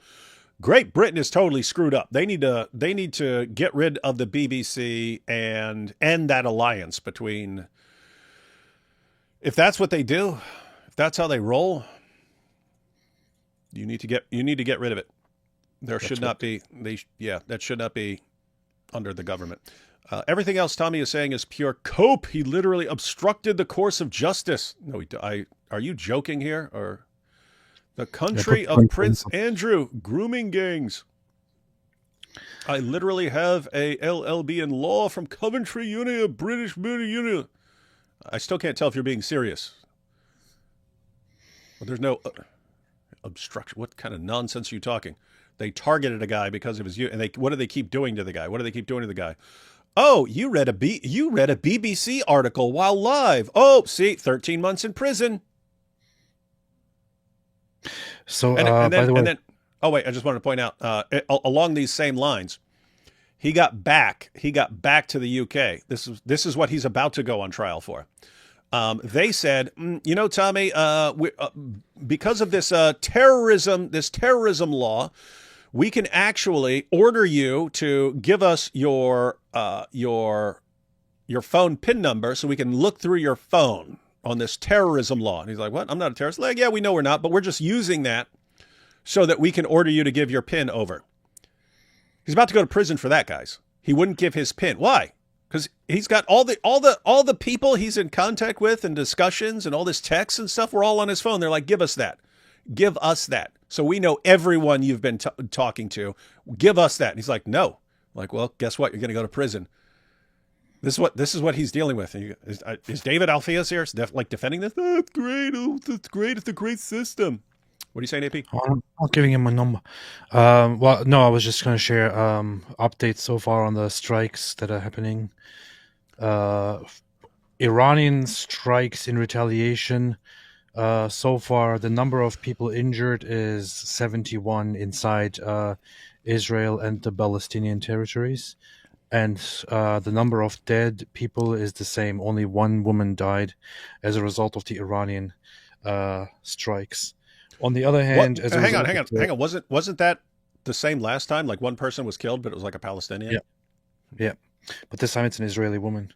On the other hand, the Israeli strikes are still going on. So far, 90 deaths are reported in Iran, 329 injured, and very, very many high-profile figures assassinated, and more places taken out. I think 60% of significant places of nuclear enrichment have been taken out, and so on. Israel is doing a brutal job. This is an interesting situation. This is so Iran is completely outmatched and outbrained in this situation, but they can't sit back and do nothing. They can't sit back and do nothing, so they have to, we will launch all our rockets. Guess what? You're going to lose that. What's the solution? Don't start it. Don't start this don't start a battle you can't win. Are you stupid? Are you stupid? And keep in mind, the longer Iran, and they know that, here's the thing, Iran knows this. The Iranian leaders know this. They know if we keep launching these rockets over at Israel, they're going to keep blasting us. They're going to take out more and more leaders until our entire leadership is gone and the people take over. But we can't not send the rockets because then we just look weak and... Yep. So they are screwed, and they put themselves in this situation. And now, Iranian regime, you are screwed. If you stop the retaliation, you're screwed because you look weak. And then everyone's going to see that you look weak. And they're going to take over. The people are going to take over because you look weak. Or if you don't, and you show that you're strong, they're very strong, we'll launch rockets at them. Then they're going to keep blasting away and they're going to take out your entire leadership. In which case, the people are going to take over. Either way, you guys are screwed. And you put yourselves in this situation. That's what they do. That's what they do, man. Susan says, I wish we had Mexican immigration. Oh, that's how Tommy Robinson said that when he was asked it. Yeah, when he was asked if he was a racist and so on. And he's talking about, but yeah, it's at some point he was talking about people crossing over in the United States, crossing the border and so on. And he's like, I wish we had Mexican immigration. He's pointing out that, a bunch of these groups, they're hard workers. Like they come and they work. And he's pointing out the difference when Islam. We're not going to immigrate and we're going to leech off the system and things. And so, but anyway, he says, I wish we had Mexican immigration. Are Americans aware the real danger to the U.S. is Islam? Trump is going hard in Los Angeles. They're not aware of anything at all. Yeah, We're certainly better off than the UK, but Americans don't know nothing. I would say people understand Islam a little better here, but not much as far as government and so on. If you don't pay your jizya, you're a super poofta. Right-wing controlled opposition Talk TV on YouTube has new Our Gang News to drip info out as if to prove Tommy Robinson wrong. 7 men out of hundreds placate the public. So Talk TV on YouTube has new Grooming Gang News to drip info out as if to prove Tommy Robinson wrong. Yeah, not familiar with that. Let's see. Check the way Wikipedia frames John Sweeney's career ending, just lies upon lies. You want to look that up, AP? Were you on the Wikipedia site? Were you on Wikipedia when you looked up John Sweeney? I was just on there, yeah. What's it say about why his career ended? Let me see. Let me see. I gotta he says it here. Ivory says he just ceased working for the BBC in 2019, right? Is that what it says? He ceased working. Like, dude, you went after Tommy and lost bigly. You went after Tommy Robinson and you lost bigly and were humiliated. That's why your career ended. Well, it does say, it has a section about Tommy Robinson. On 23rd February 2019, about 4,000 people protested outside BBC offices in Manchester against one of Sweeney's planned Panorama episodes on the activist Tommy Robinson, who also led the protest. During the rally, undercover filming of Sweeney obtained from a supporter of Robinson was shown on a large screen. In the film, Sweeney is heard making a number of remarks which were described by the activist as being racist. Homophobic, and anti-working class. Mm-hmm. Sweeney also made derogatory remarks about the BBC, ordered a large amount of alcoholic drinks, which he claimed were being paid for with his expenses. I remember that. So this is all when he's interviewing the woman that had come to Tommy saying, hey, they're trying to set you up, man. I hate you, but they're trying to set you up, and this is messed up. So Tommy says, okay, I'm going to put a camera on you. And she goes in there, and she's recording everything. And it's really messed up because you get an idea of this guy's methodology. He keeps ordering more and more drinks. Hey, don't worry. This is all being paid for by the BBC, trying to get her drunk. And you just think, okay, is this the first time this guy does this? No, guys, think about the guy's MO, because you see it in the documentary. His MO is, let's find someone who's enraged at a guy I'm targeting, and let me just give more and more alcohol until the person is spilling everything and going along with anything I suggest. That's sick, evil stuff. That's BBC, guys. The BBC. Furthermore, it says, and he also called the former IRA leader Martin McGuinness one of his political heroes. Sweeney later apologized for the remarks. The BBC stated that any program we broadcast will adhere to the BBC's strict editorial guidelines and that work on the Panorama program would continue. The NUJ stands for National Union of Journalists, condemned what they described as the intimidation of BBC staff and journalists. Panorama issued a statement apologizing on Sweeney's behalf for his offensive and inappropriate comments. The Panorama episode on Robinson was never shown on the BBC. On October 22, 2019, Sweeney announced via Twitter that he would be leaving the BBC after 17 years, calling founder of the EDL, Tommy Robinson, a complete cunt. After supposedly being fired because of Tommy Robinson's documentary Panorama and the protests outside Manchester. Well, that's quite fair, you know. I fought Tommy and Tommy won. I fought Tommy and Tommy won. How crazy is it that this guy, I mean, he actually has the entire government and all the media, and then back then social media coming after him, and he's winning, man. He's winning. So Tommy busted them for this. How many others have been destroyed in like manner? That is the question. Tommy actually Tommy's got hidden cameras and everything like that. He had the ability to expose them, and he did, and showed how evil they are. That's the question. How many people have they done this to who couldn't stop them, who couldn't expose them?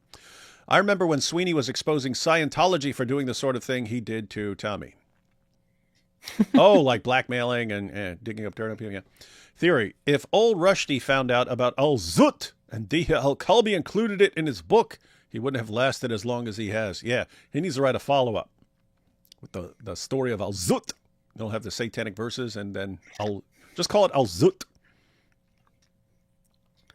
There is evidence of David Wood and Mike Winger breaking bread as fellow Christians. Press play, press play. Yeah.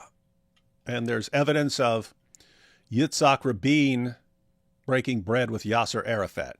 So I guess they're best friends, everyone. I guess everyone's best friends. Well, to be fair, there's also evidence that David Wood and Mike Winger are the same person. So, yeah. AP, we've been working together for many years, but, there's certain lines that shouldn't be crossed ever. AP, öffnen hat morgen Kundgebung verbeten für ihn. Oh, That make you happy? Nice. Yes. Irfan Pizzi apparently will preach tomorrow or something. I keep hearing mention of wingerlings. I'll take buffalo sauce, please. Yep. Super Soaker baptisms are where it's at. I can make about 50 new converts in just a few minutes. What the heck is that?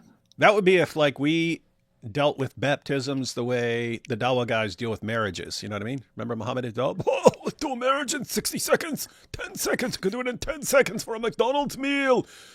And then you can bang and just divorce her. What is a super soaker? You know what a super soaker is, man? No. It's a really powerful squirt gun.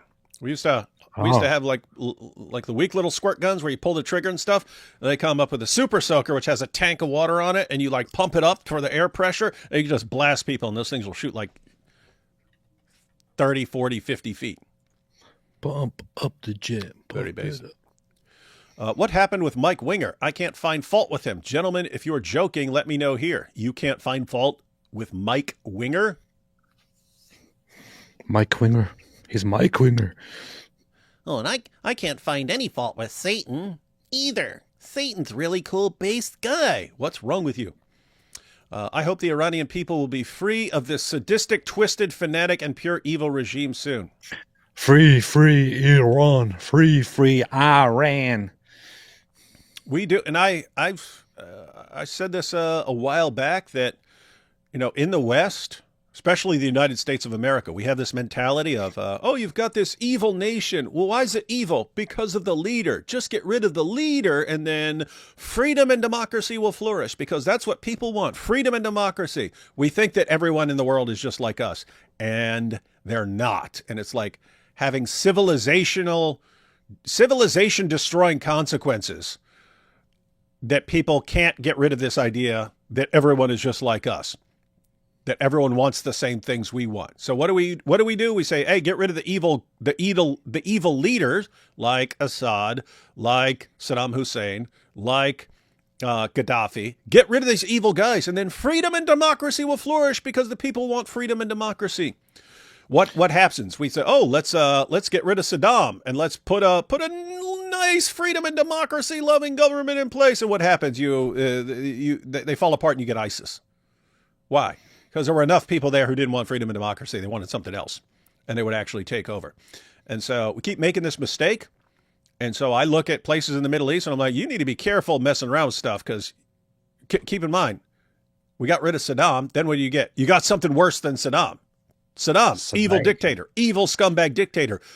But he was keeping the jihadis under control. He kept the jihadis under control. You get rid of Saddam. Okay, now the guy who was keeping the jihadis under control isn't there anymore. And you're replacing him with someone that the jihadis are not scared of. And what happens? ISIS. So you need to be careful. I have to say, the one place I look at and say, yep, there are enough people there who want freedom and democracy that it could actually work. Iran. In Iran, there seem to be enough people who want freedom and democracy where getting rid of the evil dictator might actually work there. With that said, I think the people need to do it themselves. In other words, people need to take over the government themselves. Because if the United States or Israel, someone does it for them, keep in mind, Israel can weaken the government, and that would help the people. But if Israel actually took over the government and handed over, you would always be the government that was, put in place by Israel, and you'd always have, that would always be thrown in your face. So anyway. Iran, by the way, made an announcement just earlier saying that so they allegedly informed the CNN that they will strike any country that is found aiding Israel in what is happening right now, or any country that is defending Israel will be struck by them as well. Hey, isn't that us?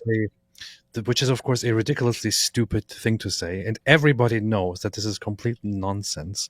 Because, first off, the number one country that aids Israel in the region right now is the United States of America. Have the balls to strike America. I dare you. I freaking dare you. And then there are other countries which they will never even touch. So they like to bluff a lot. They talk a lot. And it's just hilarious, right? Oh no, AP, what are we going to do? We're in the United States and Iran is going to get us. Iran is coming to get us. We're so scared. Apollos here says, I'm paying you to shout out my event on Modern Day Debate. I just pulled this up. It looks like the one that is tomorrow. Debate. This is on Modern Day Debate, scheduled for 8 p.m. Eastern Time tomorrow. That's a really crap time, man, because me and AP will be live during that time. But guys, you might be more interested in the debate. So this is atheism or Christianity, which is true. The false dichotomy. There could be others. Craig versus Apollos. That's a beautiful idea. Let's tell everybody to not watch our live stream and to go watch that instead. Everyone, don't watch our live stream tomorrow. Go watch Modern Day Debate, who deliberately scheduled his debate.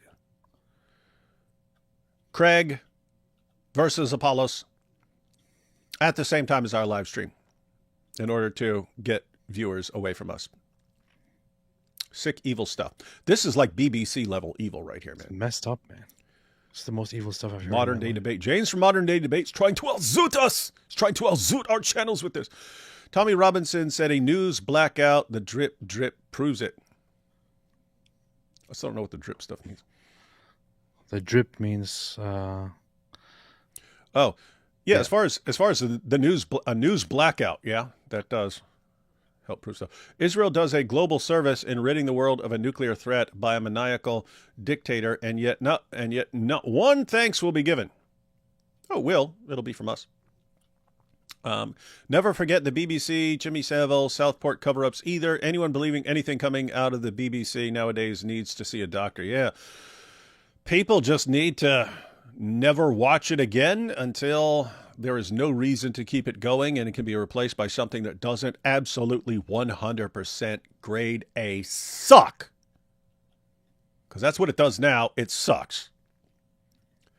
All right, AP, are you ready to watch this shorter clip where he talks about Sneako? He actually accuses Sneako of being a bit of a poofda.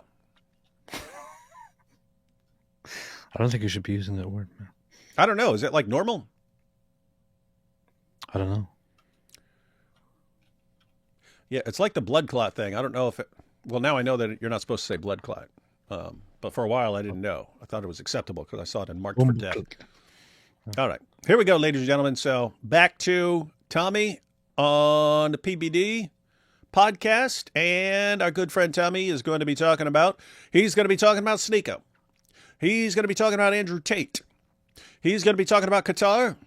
He's going to be talking about Dan Bilzerian, AP's hero. And let's see what happens. And what are you? What do you believe in? Are you a Christian? Are you a Jew? What would you say? Do you believe in God? Yeah, I'm a Christian. He's a Christian now, ain't it?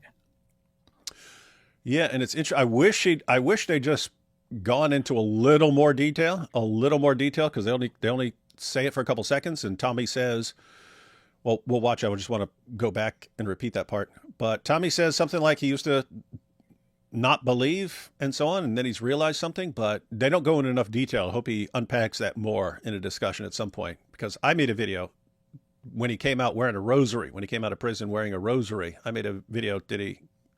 again, I always thought he was like an atheist or an agnostic based on things that he said. And he came out wearing a rosary. So I was like, did he convert? And then Tusi, who knows him, posted a video, and he said that Tommy officially converted to Christianity in prison.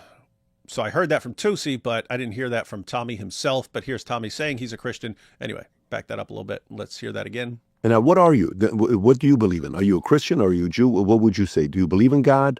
Yeah, I'm a Christian. You're a Christian? I'm a Christian, yeah. I've been pushed more. So I used to say that I didn't believe. My mum was a Catholic. You catch that? He said he used to say he didn't believe.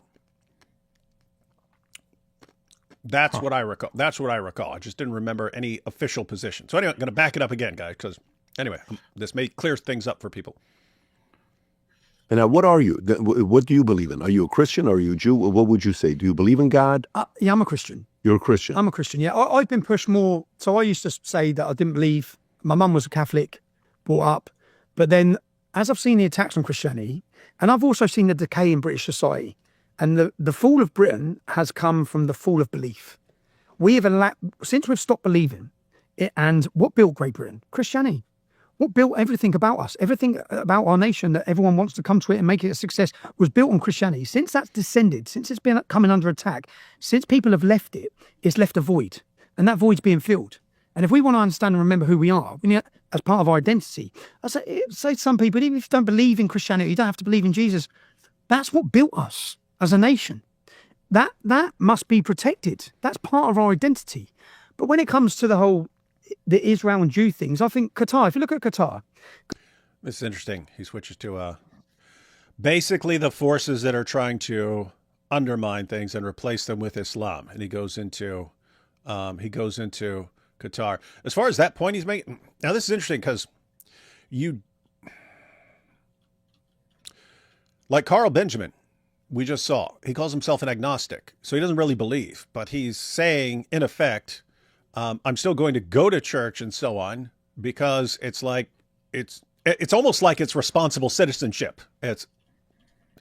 Whereas with Tom, here's the thing: it's like when people are saying, "Hey, we need to go back to Christianity," is it like just a practical thing? Okay, I don't really believe this stuff, but I understand it's important for people to believe, and this is the only thing that can actually stand against the combined forces of Islam and communism and all the other crazy stuff that's going on in society. We need something strong. And if we're all divided up and arguing with each other about, Christianity and atheism and this stuff, we're weakening ourselves and we're basically paving the way for other things to come and conquer us, which is why all these groups want us arguing over all these things constantly and so on, because it weakens the fabric of society. And so on. So you have some people who are thinking along the lines of, in order to save our society, yeah, we need to turn to Christianity. And it's not, hey, I actually believe that Jesus Christ is Lord and he died on the cross for sins and rose from the dead. It's here's something that our society needs. And so on. So Carl Benjamin, he was along the lines of like, again, it's like a responsible citizen needs to go to church and bring your family there and make sure that your kids are around this when they're growing up, and so that it doesn't seem weird like it does to the people who are raised, in the atheist generation. And so the question is like, what does Tommy mean there? I don't know. He came out wearing a rosary and so on. So does he like actually believe in Christianity, or because what he just said, it sounds like a practical thing, like a pragmatic thing. Like this is what our society needs to avoid falling apart. But guess what? That can also lead you to believing like, I didn't believe in Christianity, but I'm seeing the effects of turning against Christianity. Everything falls apart. So maybe I need to take this more seriously. That can actually help people think about things more clearly and more carefully and so on. But guess what? Sitting in prison for 7 months in a cell will do that as well. So interesting. I'd like to hear him talk about this a little more. I wish he had talked about it a little more.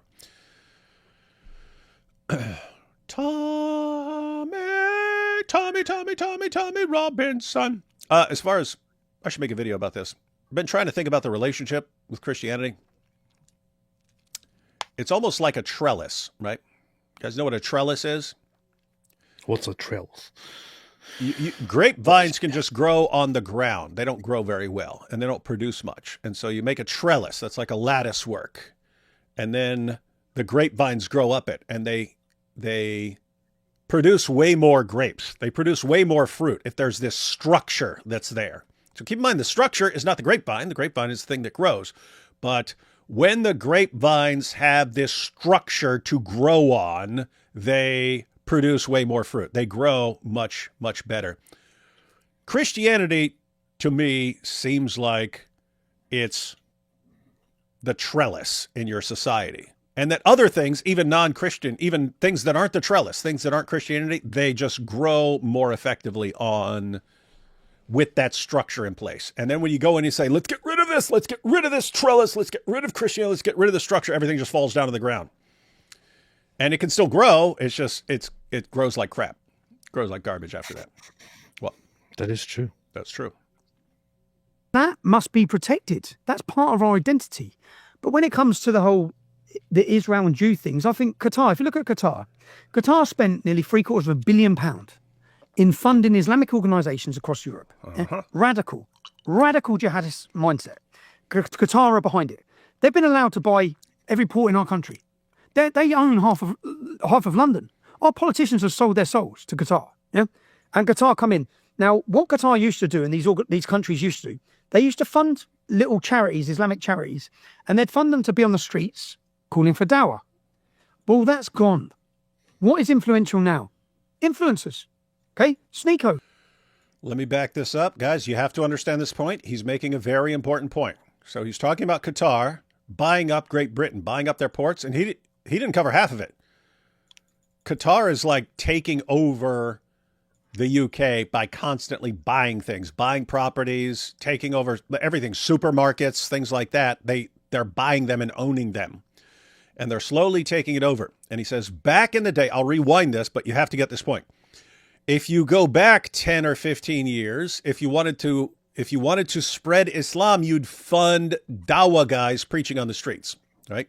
Dawah guys going to Speaker's Corner. So are these guys being funded by Qatar? I don't know, but that's how you would have done it 10 or 15 years ago. And he points out it's way more effective now to pay influencers to promote Islam for you. So the day of the dawah guy preaching on the street, walking around on the street, hey, convert to Islam, having a dawah booth, that's nothing compared to something like a Lily J or an Andrew Tate or a Sneako converting to Islam and then using the huge platform to spread Islam. So they have a much more effective way of doing that now. But anyway, back up a little bit. There's an important point to get, so get this point. Used to do, and these countries used to, they used to fund little charities, Islamic charities, and they'd fund them to be on the streets calling for dawah. Well, that's gone. What is influential now? Influencers. Okay, Sneako. I watched Sneako convert to Islam, yeah? I don't know why he's converted to Islam. He's gay. So he's converted to Islam. Well, I've watched a video from him saying, well, I wasn't sure if I was gay or not. Yeah. If you're not sure if you're gay or not, Sneako, you're gay. Yeah.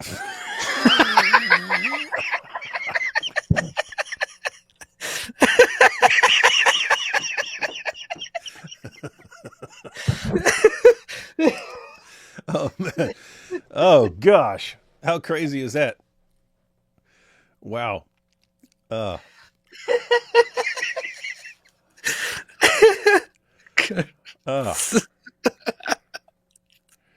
definitely going to watch that part again. That was hilarious. I don't know why he converted to Islam. He's gay. Wait, he's gay? Yeah, he said he doesn't know if he's gay. Sneako, if you don't know if you're gay, you're gay. Oh, boy. Classic. Okay.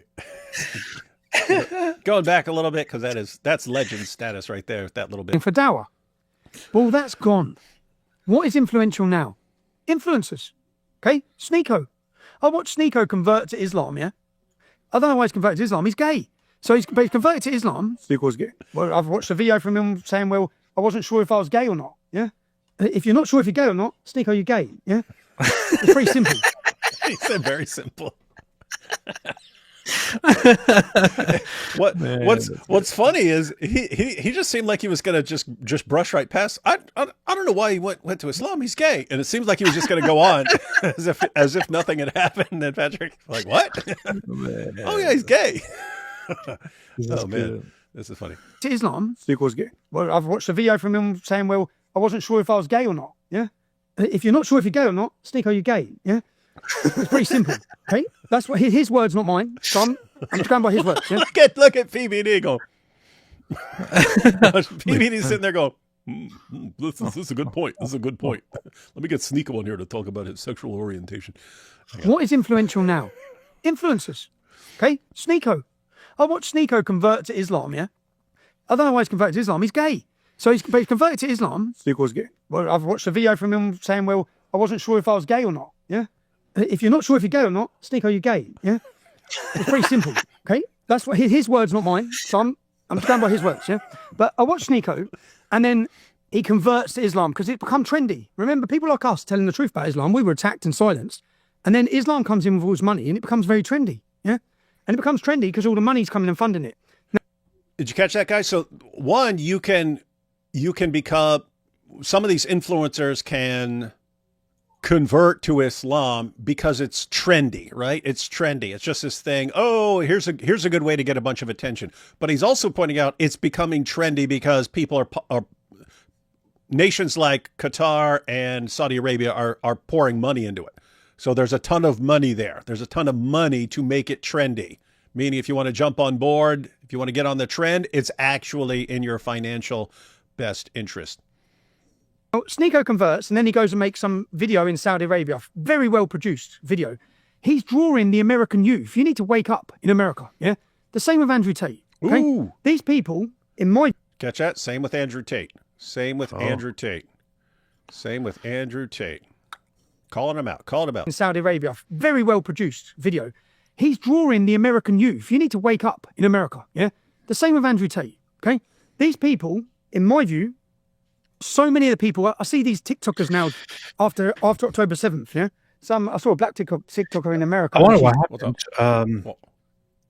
There was a time where Tommy was actually trying to, he was actually planning on getting an interview with Andrew Tate. Mm-hmm. And I don't think that it would be difficult for him to have that interview. He says it here.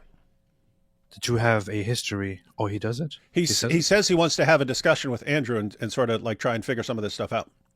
Because from what I remember, it was set up and he was waiting for it to happen. He even had a date or something set up, but then it didn't happen. I don't know what happened at that time. Yeah, I don't know either. But he's gonna talk about that here in a minute. How he'd like to actually talk to Andrew about some of this stuff. Which that would be an interesting discussion. They're both well-spoken, but in different ways. They both can go kind of rapid fire and stuff. So it would be I think it would be huge, especially if they start talking about Islam, because Tommy knows about 10,000 times more than Andrew Tate does about Andrew Tate's religion that he reverted to. Andrew Tate knows more about raping women than he knows about Islam, which is basically true. Yeah, he's an expert on that. So if Tommy doesn't understand that, Tate can run circles around him. Not the way Al-Zoot ran circles around Muhammad, but Tate would know more about that issue. But on Islam, Tate would get completely crushed, and I would suspect exposed. I have to say, now that Tate knows that Tommy's willing to call him out for you getting paid to say this stuff, I can't imagine Tate actually going through with it unless he let Tommy know beforehand, here are things you cannot bring up in this discussion. But I can't imagine Tate walking into this in a free-for-all discussion with Tommy Robinson on this issue when Tommy's willing to call him out for this stuff. So anyway, let me go back a little bit. He's drawing the American youth. You need to wake up in America, yeah? The same with Andrew Tate, okay? These people, in my view, so many of the people, I see these TikTokers now after October 7th, yeah? I saw a black TikToker in America, and she's got the Quran, and I've just decided to pick up the Quran and start reading it. I think, oh, fuck off. How much have you been paid for that? Yeah? So to get the influence with the next generation of youth, do you know how many people converted to Islam when Andrew Tate converted to Islam? Do you know how many come out of prison holding the Quran? Do you know all these things? In my view, there's Matt, and especially with Sneako. If you want to pick up the Quran, pick up my Quran. It explains exactly how it is rather than theirs. But all of these people, the way they now reach the public, as in there are billions of pounds to be spent in order to convert people to... Look at this. Tate does not want Tommy Robinson investigating. Yeah, so guys, they They know each other. They both grew up in Luton. They know each other. They've complimented each other many times in the past. But I have to say, yeah, as far as right now, Tate would not want Tommy. He would not want to have an open, free discussion where you can bring these things up with Tommy Robinson, because it would completely destroy everything that Tate has been doing for whoever's paying him. But even more, what Marie Mack just pointed out, do you really want Tommy using his skills to look into what's been going on? Because guess what? They know a lot of the same people and so on. So Tommy would have an insider's view in a way that like the BBC doesn't have, because they know the same people and so on. Anyway, let me back that up, because AP was rudely laughing at some stuff. And start reading it. I think, oh, fuck off. How much you been paid for that? Oops. Yeah. So many of the people, I see these TikTokers now after October 7th. Yeah. I saw a black TikToker in America, and she's got the Quran, and I've just decided to pick up the Quran and start reading it. I think, oh, fuck off. How much you been paid for that? Yeah. So to get the influence with the next generation of youth, do you know how many people converted to Islam when Andrew Tate converted to Islam? Do you know how many come out of prison holding the Quran? Do you know all these things? In my view, like this is, in my view, there's Matt, and especially with Sneako. If you want to pick up the Quran, pick up my Quran. It explains exactly how it is rather than theirs. Isn't this crazy, AP?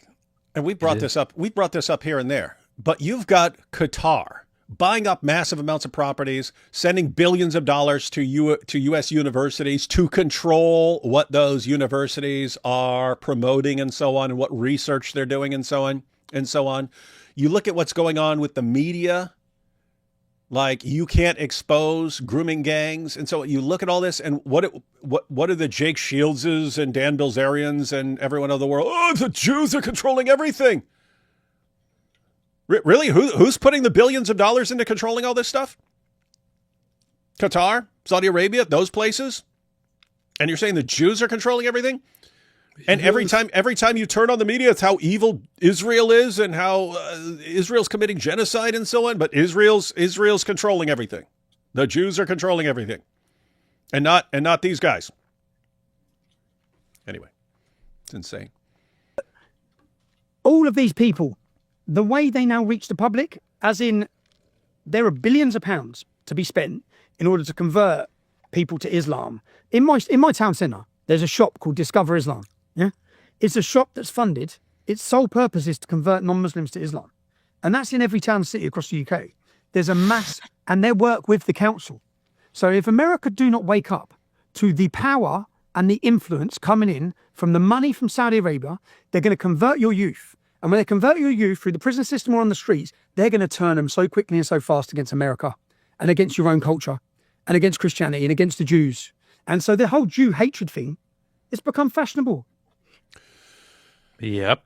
You catching this, guys? So you have these places.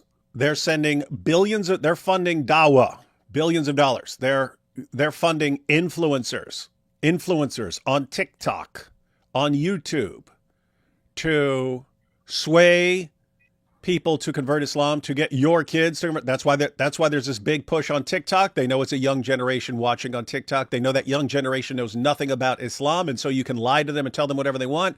And that's why they are funding these online influencers, sending them piles and piles of money to convert your kids to Islam. And you think, oh, I don't want my kid converting to Islam. The real goal is those kids will what? They'll start hating your nation, everything it stands for, and want it to become Sharia compliant, want Islam to take over. Diabolical. But guess what? The Jews are controlling everything. It's the Jews. The Jews are doing this. The Jews are making your kids convert to Islam. Do you know what's not fashionable? I get so much criticism. I think I don't get any benefit from it. I'm just speaking the truth. When I grew up in Luton, the Islamic Jihadist Centre is the old synagogue.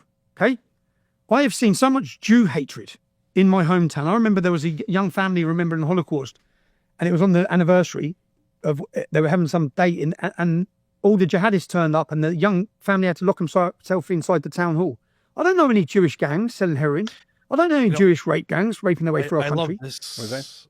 I love this about Tommy, which is, it has become recently a trend to hate on Jews, to hate on Israel and all that.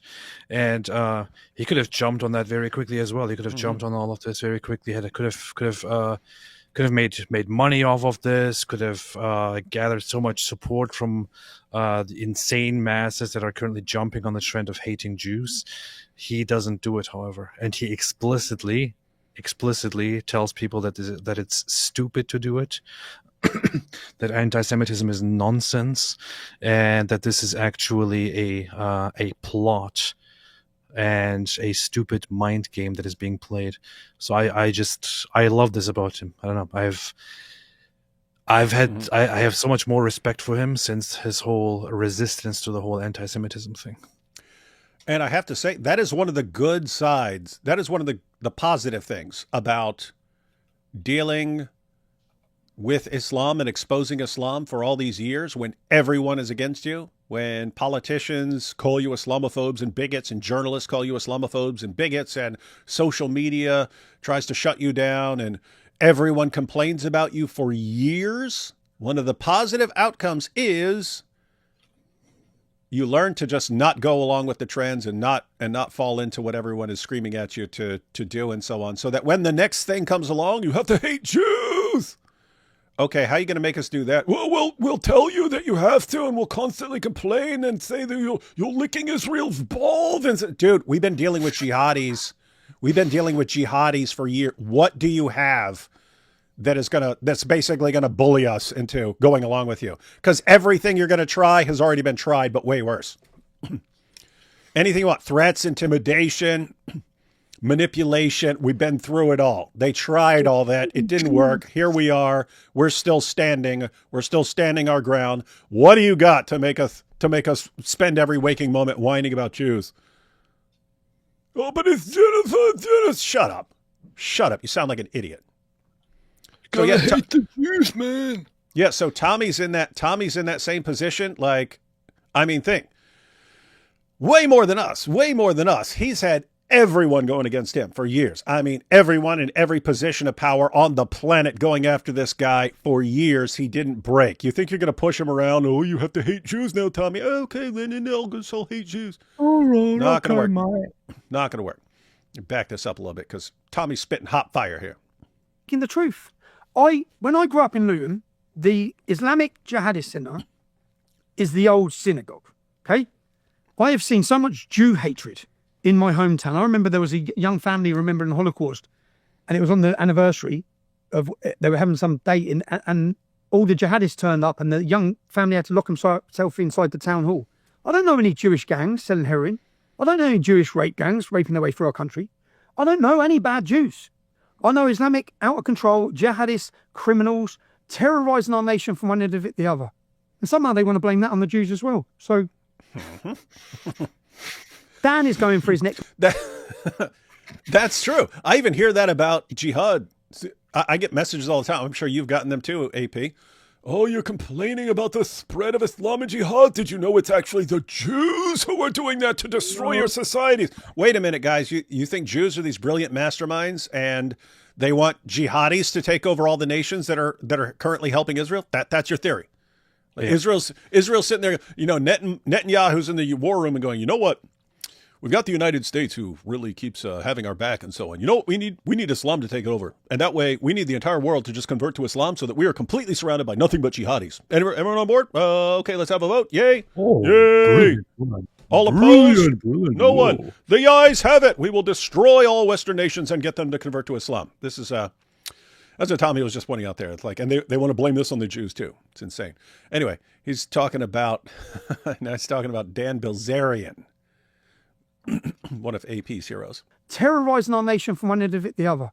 And somehow they want to blame that on the Jews as well. So Dan is going for his next money shot. If you ask me, Dan Blizzardjan, whatever his name is, like, he's going for the next... Did he say Dan Blizzardjan? Hey, hang on. Where'd it go?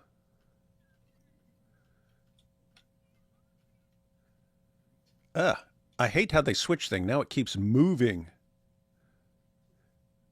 So we've got, what about the Talmud? Because someone brought it up. Hang on. Here we go. Sam R.I. says, read their Talmud, lol. Sam R.I. We're actually going to pause. We're going to pause so you can educate us. We're actually going to interact with you right now, Sam R.I. What were you going to ask, AP? Have you ever read the Talmud, Mr. What's your name? Who's your name? Sam R.I. You have a question. Have you read the Talmud? Tell us the extent of your knowledge on the Talmud. And I'm willing. Read the Talmud? Yeah. So 1, have you ever read the Talmud?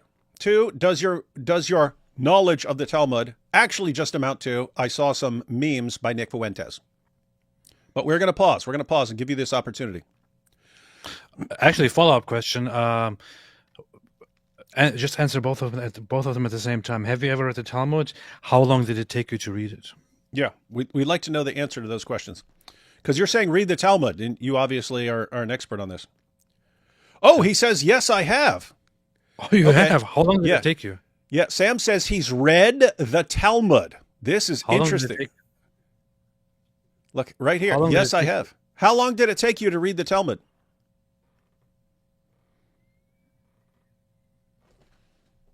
How long did it take you? Come on, Sam R.I. How long did it take you? Was it 2 weeks? Was it 1 week? 5 days? Yeah, look, here's his explanation. He says, I have Jewish ancestors.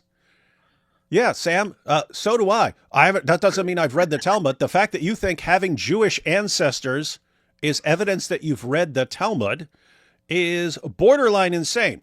And insanely stupid. And I have to say, now I'm starting to think that you're a complete liar and an evil little scumbag troll, Nick Fuentes. Oh, he says 9 years. 9 years. Okay. Wow, wonderful. So you've actually spent 9 years reading the Talmud. Interesting.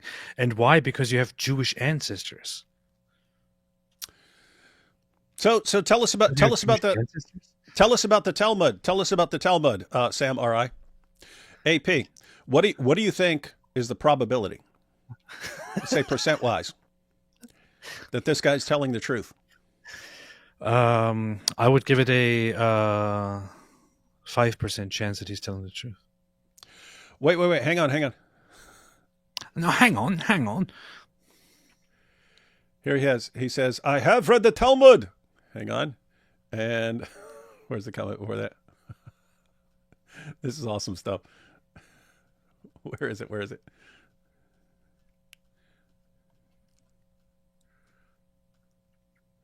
He says, the Babylonia Talmud is pretty sick. He don't even know what it's called. The Babylonia Talmud? The Babylonia Talmud. Oh, hey, here you have it, AP. Hey, AP, here you go. I'm Eastern Orthodox, dude. All right, right. You're Hey, if you want to expose yourself as a complete liar, just tell us that you're an orthobro who read the Talmud. Here's the thing, Sam R.I. You shouldn't be lying, especially not to your fellow Christians. You should not be lying at all. I know you don't learn this because you don't go to church. You probably have never stepped foot inside a church. You learn your religion from online memes. But you should not be lying to people. How in the world does it even make sense? In what context and why would you have studied the Talmud? You don't even know the whole concept. The whole have you read the Talmud question is actually a trick question. No matter what you answer, you're going to expose yourself as ignorant or as somehow illogical. Number one, you don't really actually read the Talmud. You study it. If you were familiar with what the Talmud is and how rabbis study the Talmud, you would understand that. That the Talmud is not something that you just simply read through. It is something that you study. You usually don't go from beginning to end. You go from section to section. It's a library. You study it. Yes, it is usually completed by devoted rabbis, by devoted people who want to commit to becoming a rabbi, who want to commit to becoming a scholar in several years. I think 7 years. Why would you read it? Why would you study it? And then give your reasoning as I have Jewish ancestors. I would understand it if you said, I was a devout Jew, so I studied the Talmud. what in the world does having a Jewish ancestors have to do with any of this? And how in the world did you become an Orthodox Christian at that point? And why are you lying to people? Yeah, so Sam R.I., tell us why you decided to spend 9 years studying the Talmud. You said, oh, but I had Jewish ancestors. Yeah, tons of Jews have Jewish ancestors. In fact, most Jews have Jewish ancestors. Most Jews do not have not read the Talmud. So tell us why you decided to spend 9 years, considering you're an Orthodox Christian. Okay, wait, now he says, because I grew up around Jews. Okay. Where'd that go? Okay. Hang on. Tell me one thing that is problematic and give me the source of it. Go ahead. He says, Zionist Jews hate Christians. I have studied the Talmud. I promise you. Wait, so he studied it? Oh, yeah, now you studied it. Okay. So Zionist Jews hate Christians. It's funny how it works. Which Zionist Jews? Sam, there are a bunch of Zionist Jews. There are a bunch of Zionist Jews in every live stream we do. And they love us, and they love us, and they love us, and we're Christians. So, where are you getting this information from, dude? You're sounding exactly like someone who lives in an ortho bro echo chamber that spends every waking moment whining about Jews and making things up and lying, and never actually knowing anything. So that's what you sound like. Hey, here you go. Here you go. Hey, AP. Sam R.I. says, I wanted to learn more about Judaism and found out how sick it is. So he spent 9 years. He spent 9 years, everyone. He spent 9 years studying the Talmud to make sure he knew it all, even though he still doesn't even know what the actual titles are and so on. But somehow he spent 9 years just to learn more about Judaism because of his Jewish ancestors. And then, after spending 9 years, he found out how sick it is. Let's get it straight. He's an Eastern Orthodox Christian. He says that especially the Babylonia Talmud is bad. And he actually read the whole Talmud in 9 years because he has Jewish ancestry and he lived among Jews.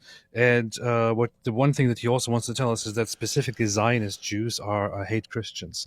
Dude, anyone with a little bit of knowledge of the topic knows at this point that you're a complete liar and lunatic. So get out of here, man.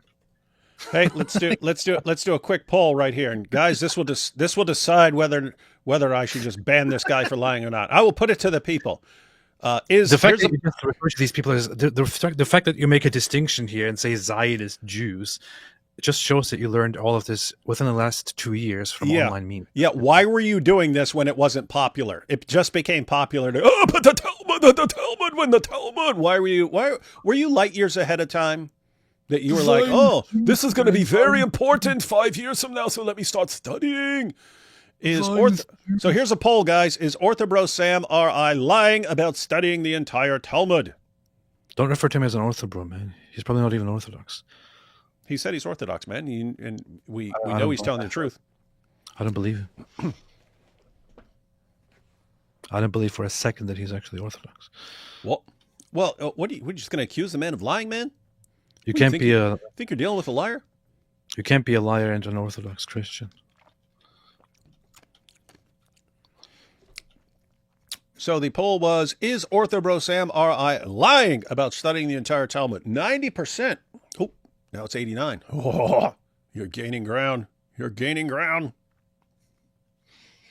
Oh, yeah. Oh, he said you can't be a Zionist and an Orthodox. Well, I am an Orthodox Christian and I'm a Zionist. There you go. What now? What are you going to do now? What are you going to do now? People saying he's not Eastern Orthodox. Of course he's not. Hey, Sam, I have to say, if the percentages are this heavy in favor of you being a compulsive liar, hey, he says he was baptized in 2024. Really? So years after you became the world's leading authority on the Talmud, even though still you don't even know how to cite it properly, but you studied it for 9 years, read the entire thing, all because you had Jewish ancestors, and that's when you found out how sick it was. Then you were baptized. It went like this, man. Look, it went like this. He was like, he's growing up, and he looks at his ancestry, and he's like, okay, I see. I think look, I have curly hair. Look at my nose. My nose looks kind of strange. I think I have Jewish ancestry, and I also have Jewish people around me. I heard that Jewish people have these distinct noses. That's what people say. I think I have Jewish ancestry. Anyway, let me now find out about Judaism. I might want to convert to it. Let me read the Talmud 9 years later. Oh man, this is really, really bad. This is really, really bad. I want to become an Orthodox Christian now. Anyway, I'm going to get baptized now. By the way, during my 9 years of reading this, I have concluded that specifically Zionist Jews hate Christians.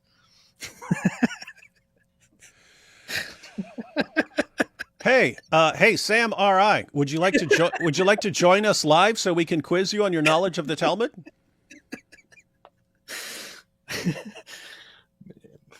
Want to join us live?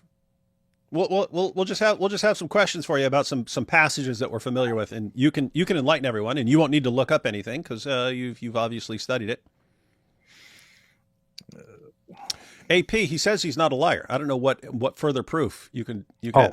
No liar would ever say he's not a liar, right? I'm sorry for calling you a liar. Then I didn't know any better.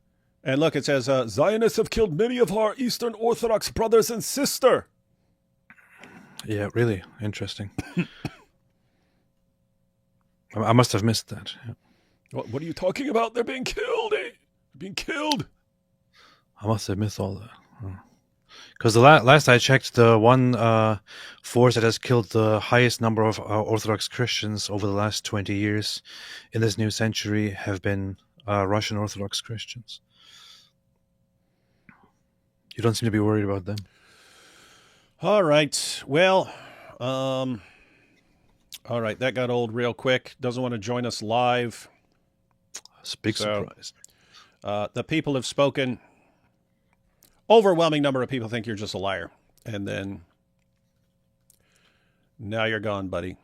Now you're gone. Gave you the opportunity. Can't say I don't give them the opportunity, man. If you're just gonna spam, what about the Talmud? What about the Talmud? What about the Talmud? And then expose yourself as a complete liar. Oh, but because I have Jewish ancestors and they're Jews around me, that's when I realized I had to learn the entire Talmud. Hey, I don't know why somebody why somebody is saying something about Sam Shamoun. Sam Shamoun is not a Jew hater.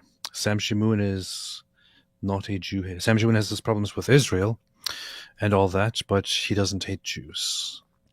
In fact, I can say this happily. He, after I had my debate with Andrew Wilson, he called me and we had a conversation where he also helped me a little bit understand things better. And I can with all certainty say that Sam Shamoun has no ounce of hate for Jews. Michelle's here, AP. Oh, Michelle, what's up? How you doing? Yeah. Matter of fact, let's go through these super chats real quick because she left one. Let's see. Why does Iran announce every attack before doing it? We're going to launch 800 missiles now. Get ready. Do they think they're in an anime or something? Well, they might as well because it's not like Israel's not going to see them coming. So they might as well announce. Sneako, a.k.a. Tier 1 Dawa apologist. Yeah, he's super knowledgeable and based. Replace BBC in the UK with WBC. Winger Broadcasting. Muscular Chad Christianity returns to the UK and destroys Dawa with Winger's message and alphaness. Is it? For anyone who's new here, this is all a complete joke. This is Mike Winger, basically. And like that's his body type. Let's see. If you don't want to be a poofta, be a Christian. If you want to be a super poofta, Islam is the way. Sneako, Tate, and Tommy are known by their fruit. That's right.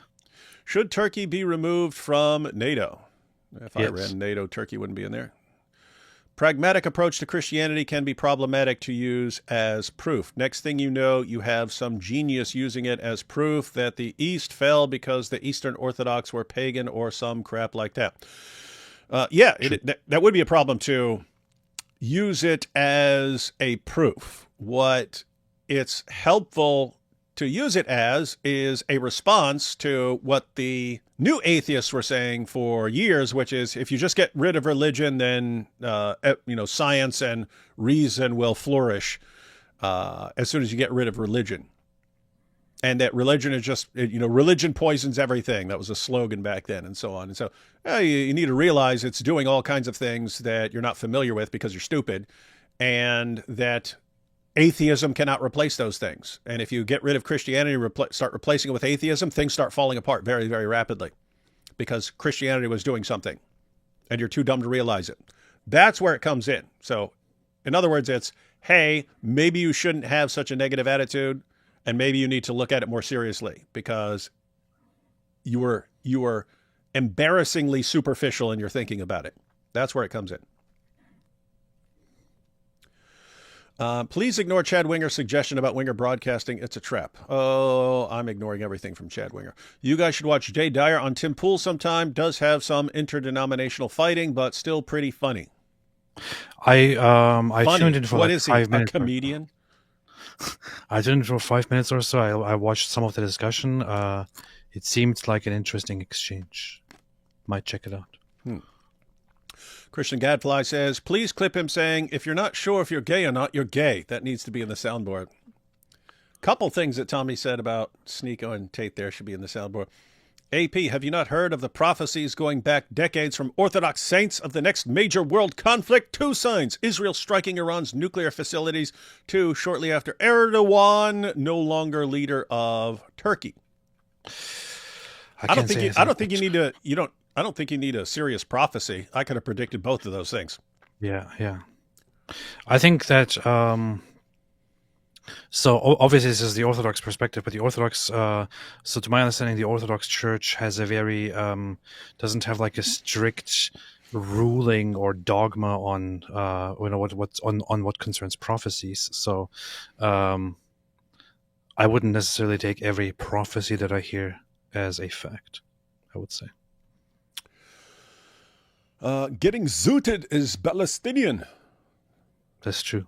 Correction, Al-Zoot was in Muhammad's circle. Yes, true. The Al-Zoot were the circle. Can you make a soundboard of the Sneako bit? You've had multiple requests for that now, AP. I will do that. That is good stuff. Your favorite maid said, how is Mike Winger evil? And how is Satan evil too? It makes no sense. Why would you say something like that? No comment from Gilla here. Oh, then Gilla left. AP, please connect with Irfan. What is that, Pecci? He says Petsy. Petsy, huh? But it's actually Pecci, I think, but he prefers Petsy. Is that Italian? Pecci. No, it's actually Serbian. Oh. A Serbian. Then I have no idea. He's a Serbian dude. If it was Italian, we would say Pecci. We needed a pizza, the spaghetti, and the meatballs, and the spaghetti sauce from Irfan Pecci. A good Serbian man. He is a good Serbian man. Good Serbian? How many Serbians have you met, AP? How many Serbians have you met? A lot. I've been to Serbia twice, man. and joke. Oh, you mean good by comparison to other Serbians who are all terrible? Yes. Okay. We'll let that slide then. I thought hating Jews stopped being cool on September 2nd, 1945. It's making a comeback, ladies and gentlemen, making a comeback. The UK government is abusing Tommy just like the commie Soviet KGB abused its dissidents. Blackmail, slander, kangaroo court, endangering family, etc. Yeah, that's the creepy thing. It's sounding exactly like the Soviet Union's way of dealing with things. Sam, say that because he gay. Is that Sam R.I.? He's gone. Why are you attacking the man after he's already got out of here? David, did you use my joke about fridge not working? What was the joke about the fridge not working? Why did you use this joke, man? What's your problem? What was the joke about the fridge not working, man? Why did you use this joke, man? What's wrong with you? I love you guys, but this is very blood sport. What's very blood sport? Let's see. Lock and bagels for lunch. I'm Jewish. Talmud Ben, trust me, bro. Also Sneak. Why are you gay? Sam R. Lie needs attention bad. He's West Coast Orthodox. You see? I didn't understand half of that, but it sounded pretty based. Hey, Sam, track date. Oh, yeah, that's what we should have had. We should have had some of the guys here sharing some Hebrew for Sam to comment on. But sadly, he was voted a complete, utter, total liar. Oh, I think Ash here is a former Orthodox Jew, Christian convert, who, however, likes to, I think, deal with these dummy anti-Semite people who like to make up lies about the Talmud. I need to talk to you sometime, Ash. Yeah, here's the thing, Sam R.I., if you're still watching, which you are. If you're actually knowledgeable and you really wanted to complain about something in the chat of on the topics that we're discussing, you'd have gone in a completely different direction. That's a tell. Yep. If you automatically go to the same thing like a Groiper would go to, you kind of expose or an Orthobro. You talk about the online, the Jew hating one. You kind of expose yourself, and so then when you start, oh no, I was a rabbi for 50 years. I was a rabbi who became an Orthobro and a Groiper. Are you and then as a rabbi, I decided to study the Talmud. Yes. And I read it, and then I decided that Zionist Jews really hate Christians, so I became a Christian. Yeah, somehow I can barely spell, but I read the entire Talmud. And it was actually the Babylonia Talmud, the Babylonia of all the Talmuds. Whoa. Here you go, AP. This is why I wanted to go through Super Chats, get down to Michelle. Michelle, AP talked about Michelle earlier. She says, hey guys, just this seconds tuned in late, X watching from start. Big hugs. Nice. Good to see you here, Michelle. I talked about you a little bit at the beginning of this live stream. You might want to check that out. I think it was within the first 5 or 10 minutes or so. But yeah, as said, so Michelle is right here, and she could really need everyone's support and prayers as we speak. Let's see. Ask Sam R.I. What is Tractate Baba Metzia about? Yeah, I wanted to say. Tell us about Libra David 67. Wanted to ask that question because that's on all their little memes, and that one's a made up source. But yeah, you could probably. I'm guessing you could ask, since he didn't even know the name. I'm guessing you could ask him any question about that. Now, what does it say? By the way, that's why I invited him to join live, because if we were just asking him questions, he could look them up and get the AI answers and stuff like that. Whereas if we was actually having a discussion live, would be easy to expose. But anyway, what does it say in God shows? Tell me what it says in God shows. Why did we start going after Sam? Who started going after Sam? What are you talking about? Sam R.I.? Sam R.I.? Because he was in there spamming. What about the Talmud? Oh my goodness, the Talmud! It's like, serious? Is that still a thing? Isn't that like a Twitter thing? Oh, what about the Talmud? Do you realize how old that gets? Like, hey, here I am. I just ate a sandwich. What about the Talmud? Guys, there was just a horrible term. What about the Talmud? But what about the Talmud, man? What's wrong with you? Here you have, if you pretend to be Orthodox but said you read the Talmud, you're probably hay. You're very hay. You're very hay, man. These are the same people who tell me that I get my dispensationalist beliefs from Schofield, despite the fact that I disagree with Schofield's dispensations and other teachings. Yep. They've just been programmed to say that. We should have asked that. Where did we get our views? You got it from the Schofield Bible. The Michael Schofield Bible. A couple years ago, the algorithm was giving me anti-Semitic videos with quotes from the Talmud. Before believing the post, I went and looked at the context. Easy to find that it is conversations between rabbis, not Jewish beliefs. That is correct. Keep in mind, you can find really messed up stuff in there, but it will be a rabbi saying it. And guess what? You are allowed to disagree with that rabbi. In fact, you're required to disagree with some of the rabbis because some of the rabbis say completely opposite things on various issues. And so I've said it a trillion times. If you want to criticize the Talmud, but do it accurately and say, hey, Rabbi so-and-so says this, and that is a messed up thing to say. Therefore, if you are a person who agrees with Rabbi so-and-so, explain yourself, something like that. But that's not how it gets presented. It gets presented, look, this is a quote from the Talmud, which all Jews believe in, and this is what they're plotting against us. It's like, okay, you sound like an idiot. That's what they all believe, man. What's wrong with you? I have $1,000 on the Pacers to win. Please pray for me. I will not. AP, I put you in my prayers lately. Hope your journey and faith is going well. D Wood, I looked into your story. You're mad dope. You calling me a dope? How dare you? You and AP consistency is inspiring. Yes. Thank you so much. I appreciate that, Sean. Very much appreciate it. That's what we do. We inspire. I have not read the Talmud, but I have read the books of Al-Zut, you see. Yes. My wife wrote note saying, not working, goodbye, joke. My wife wrote note saying, not working, goodbye, joke. What's that? I think that's supposed to be a joke. Is it? I can't tell. All right, let's finish this Tommy clip.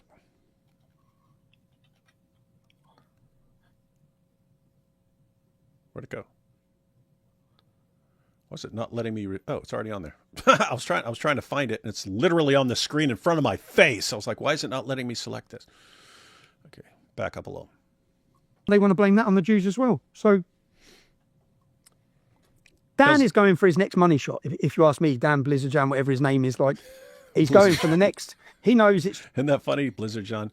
This is cool. He's calling out all these guys. Like, seriously, what do you think? Is Dan getting paid, or is he just conveniently spending every waking moment going after Jews and whining about them? He's going for the next. He knows it's. If you look at how many likes he gets from being against the Jews, blaming everything on the Jews, and you have a very in America, it's more mainstream, but it's becoming mainstream in the UK as well. There's so many now. If I was Jewish, I'd be worried, really worried. I'd be really, really worried. So, of what's happening across France. No, I don't know video. I saw a video of Sneako. If I'm not mistaken, if I'm wrong, discard it. We'll leave it. I'm not saying edit it, but I thought I saw a clip that Sneako was tired of the way of being a Muslim himself. I may be wrong, Rob. If you can look.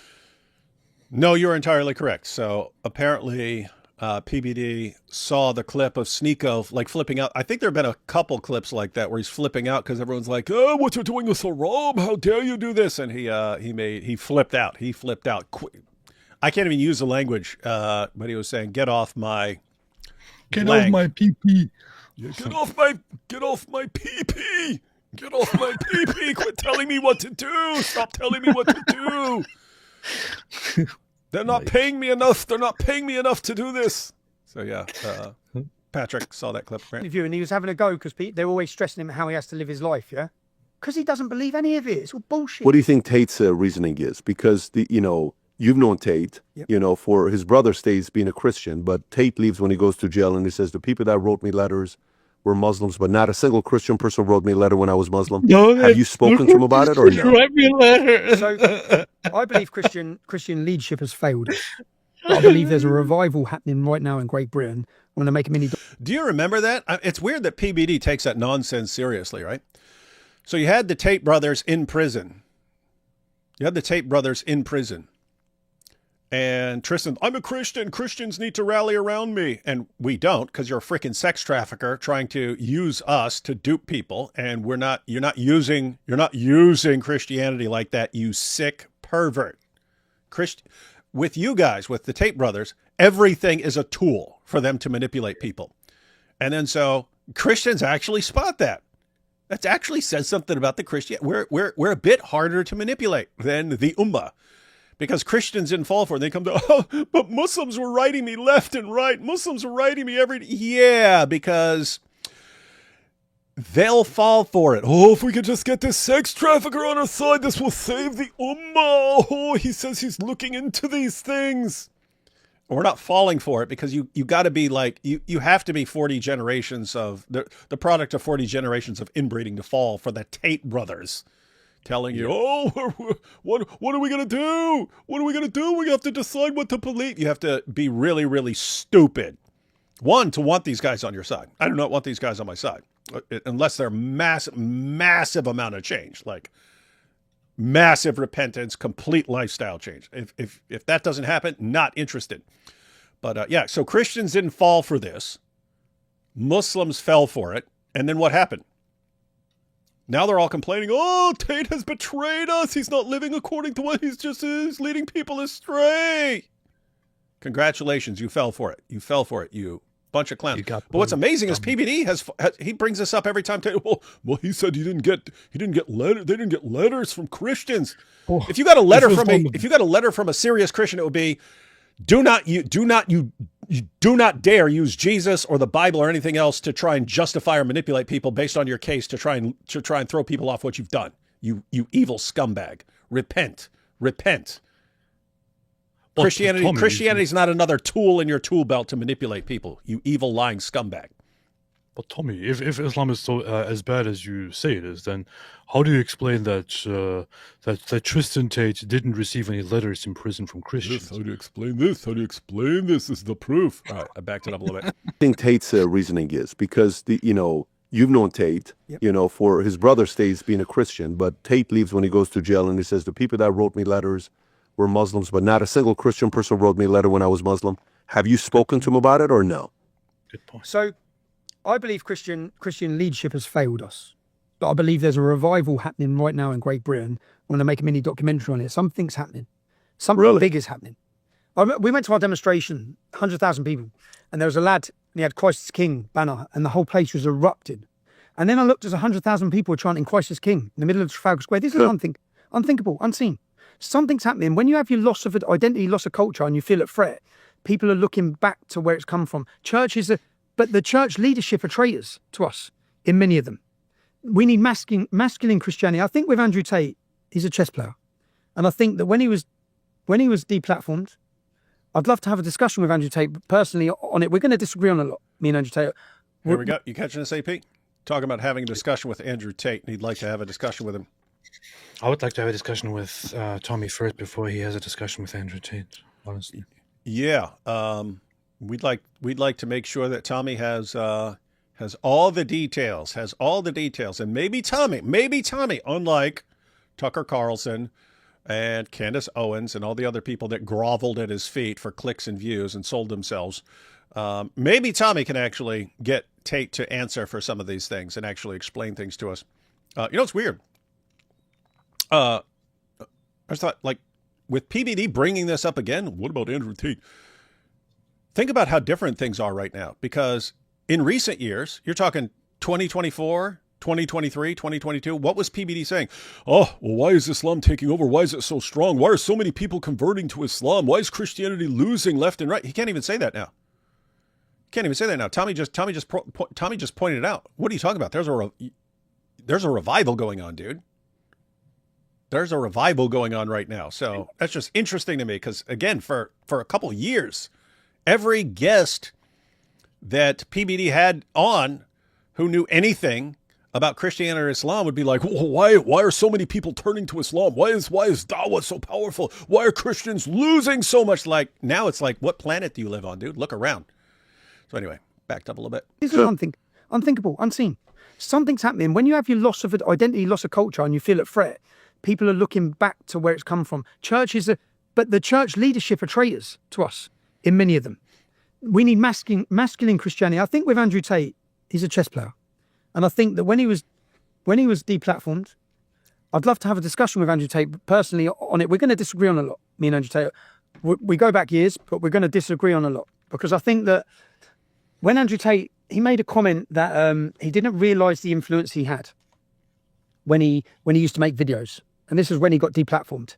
And if he could do it again, he maybe think more careful about what he's saying. Yet there he is telling people and drawing people to Islam. Now, if Andrew Tate now decided he didn't believe in Islam, didn't believe a word of it, he can't even come out and say it. They'll kill him. He can't become the most famous apostate in the world. He'd be dead. They want him more than they want me. You think they'll kill him? 100%. He'd be the biggest target.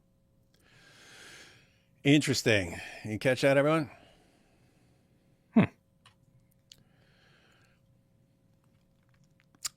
So, Tommy's pointing out he'd like to have a discussion with Andrew Tate, but pointing out, hey, you get these guys, it becomes trendy because Saudi Arabia, Qatar are putting endless trunks of money into Dawah trying to buy influencers, and then you say, I would like to buy into this. I'd like a little of that Qatari money.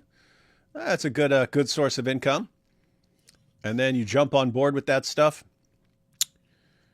You don't realize this isn't something you can just walk away from later on. Same thing with Sneako. Like, what does this dude do? Same thing with Lily J. What do any of them do?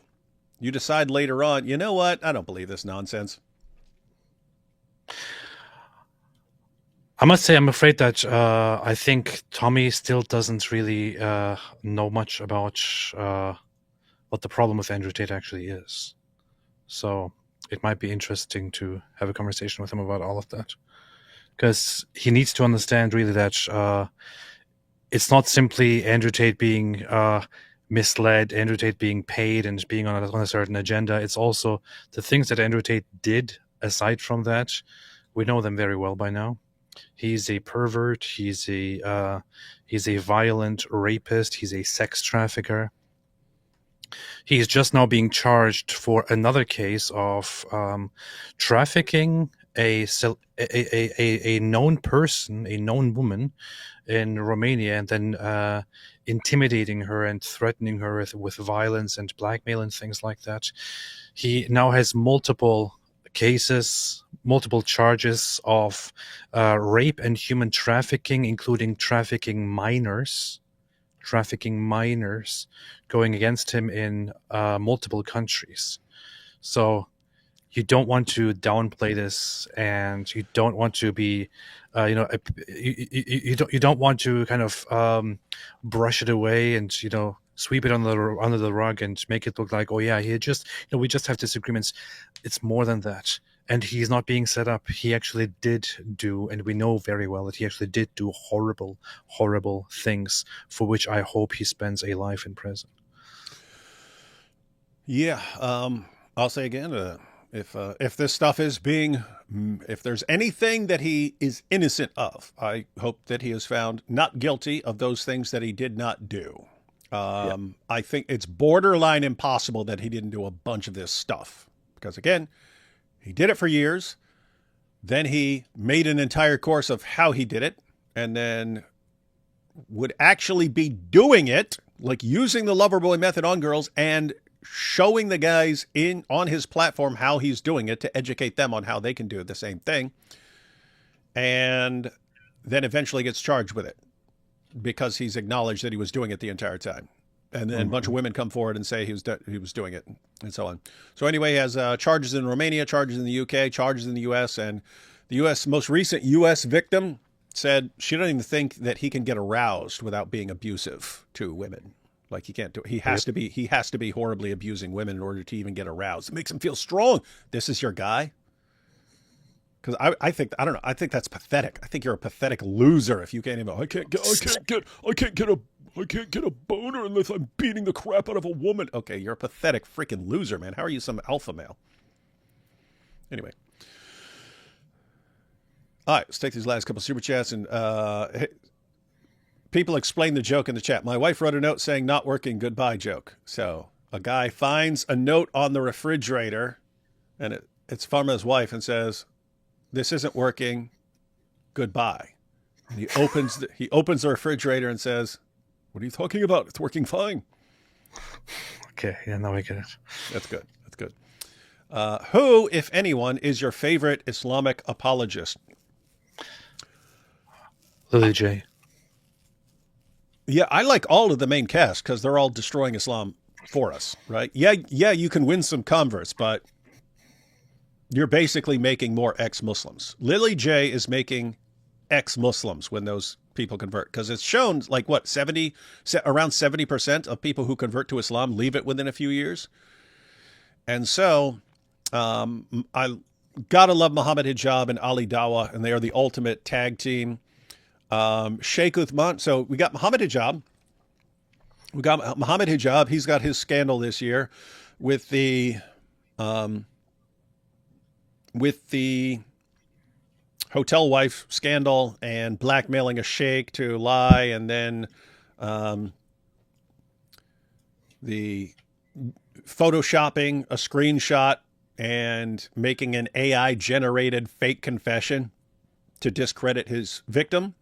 And he's been doing this stuff for, years and so on. So you got him, and that's the same hijab who says, "Oh, did you know that according to the Quran, if you just go with the Quran alone, you will see that you can have sex with a 5-year-old." You've got that. You've got him saying that Western women who criticize Islam are basically longing for a strong jihadis to come along and take them as war booty and so on. Sending us messages about golden showers and so on. But keep in mind, in addition to all this, he's the guy who destroyed the perfect preservation myth by forcing Yasser Qadi to acknowledge the reality and so on. So you got him, you got Ali Dawa. If my daughter got her first period at the age of 9 years old, I would tell her, you are ready to be married. So you got Ali Dawa, and then him openly, publicly telling ex-Muslims that he looks forward to the day when they'll all be executed, and he's going to sit there eating popcorn, watching them and so on. And then his great Dawa argument is, "Oh, but look at this shape. See the triangle, not a square in there. And you see this?" And then just gets crushed. So you got to love Ali Dawa.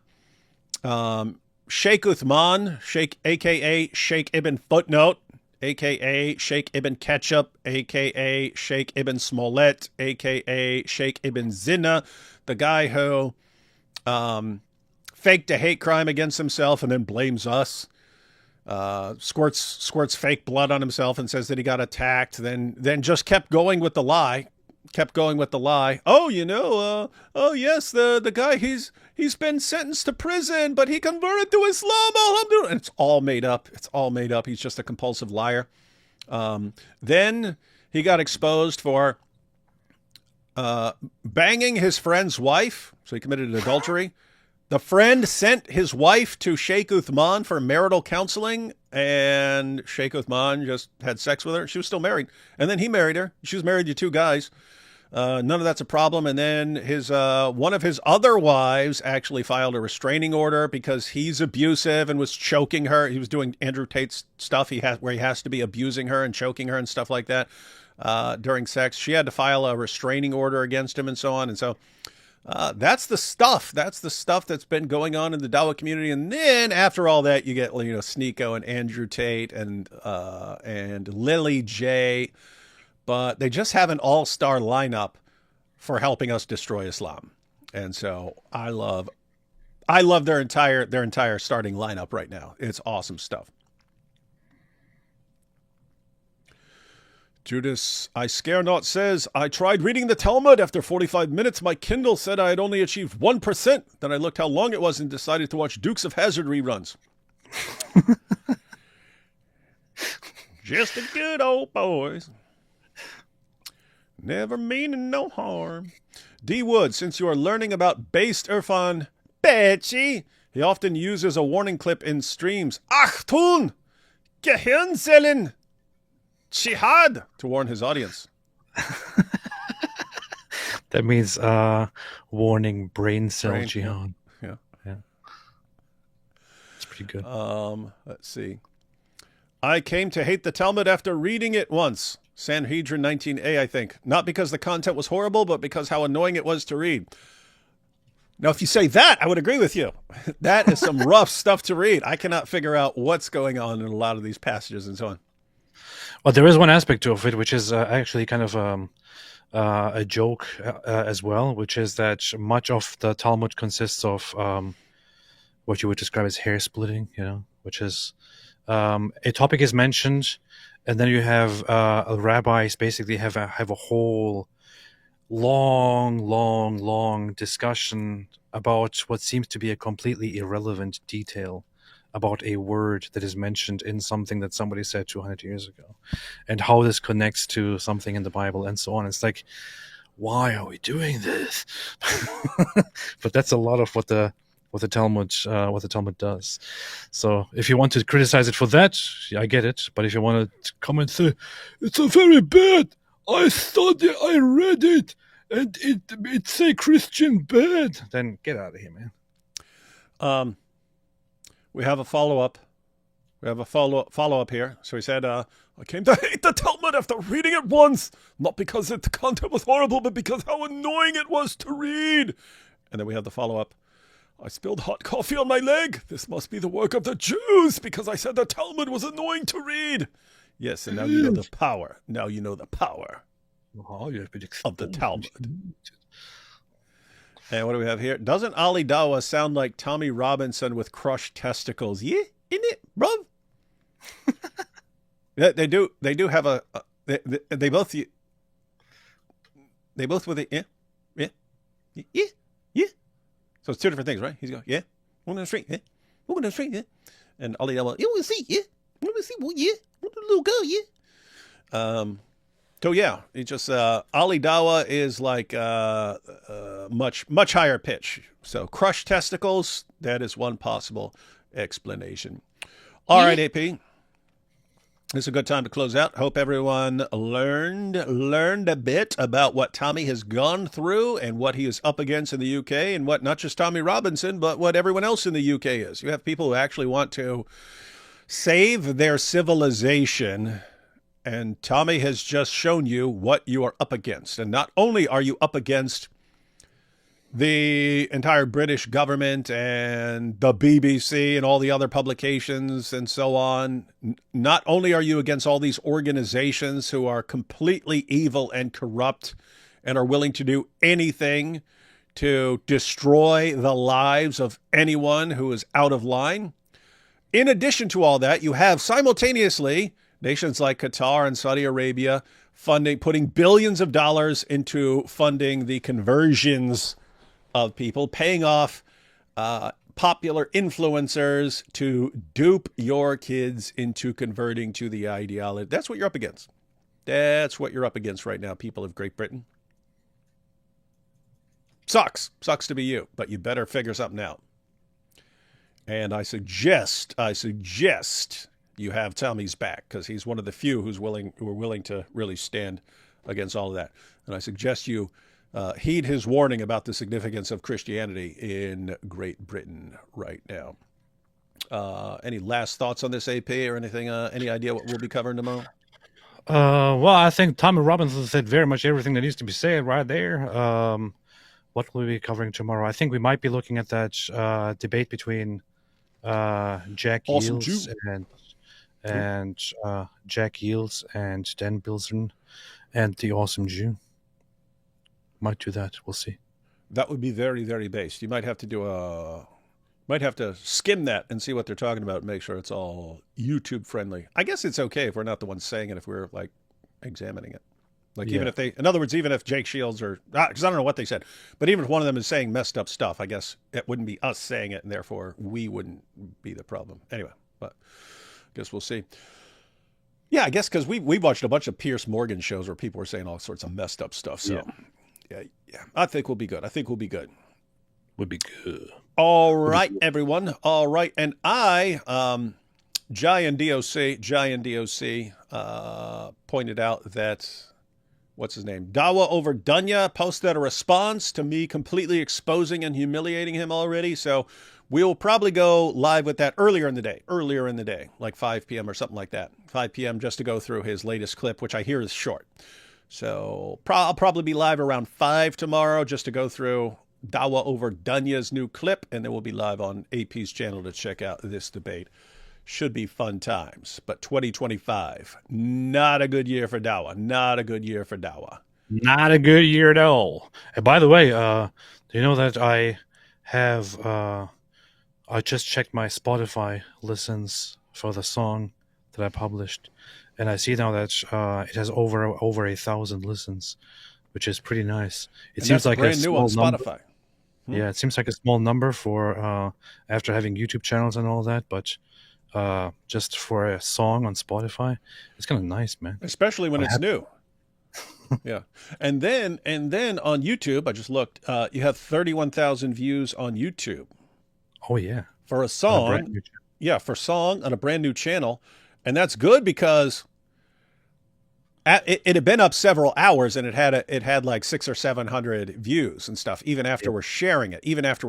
So I was like wondering, are people just not going to be interested in this? Are people just not interested in this super dope song? Is this not even going to be worth it? Because if we posted a video and it had a couple hundred views, keep in mind, if you're getting started or you have a smaller channel or something like that, 700 or 800 views, you should be excited about that, right? 700 or 800 people who just watched what you had to say or something like that. But, if you've been doing YouTube for a really, really long time and so on, and you have hundreds of thousands of followers, if you posted something and it got a couple hundred views, you'd be like, oh my goodness, what did I just do? What a disaster. What a disaster.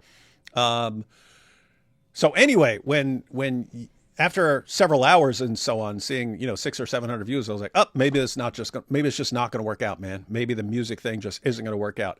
But guess what? Lots of people been checking it out and sharing it. So I think you have a long and fruitful music career ahead of you, AP. And now I also see other people coming in and listening to it, like people who are completely unfamiliar with my channel and unrelated to what I do and all that, coming and say, hey, this is awesome, man, and all that. So it's a jam, man. Yeah. That's a straight up jam. Cool. It's very cool. I'm proud of that. These are cool. And guys, I told you already, AP actually has a ton of songs. He has enough songs for an album right now. He's going to be releasing them periodically to spread them out. I just feel very shy about polishing my music. Mm-hmm. But cool stuff coming out. And Ash here has a challenge for you. It says, AP email on channel description. Let's Talmud, bro. Let's do it. Let's Talmud and let's Mubahala. Do you even Talmud, bro? Do you even Mubahala? Do you even Talmud? Mubahala? Do you even Talmud?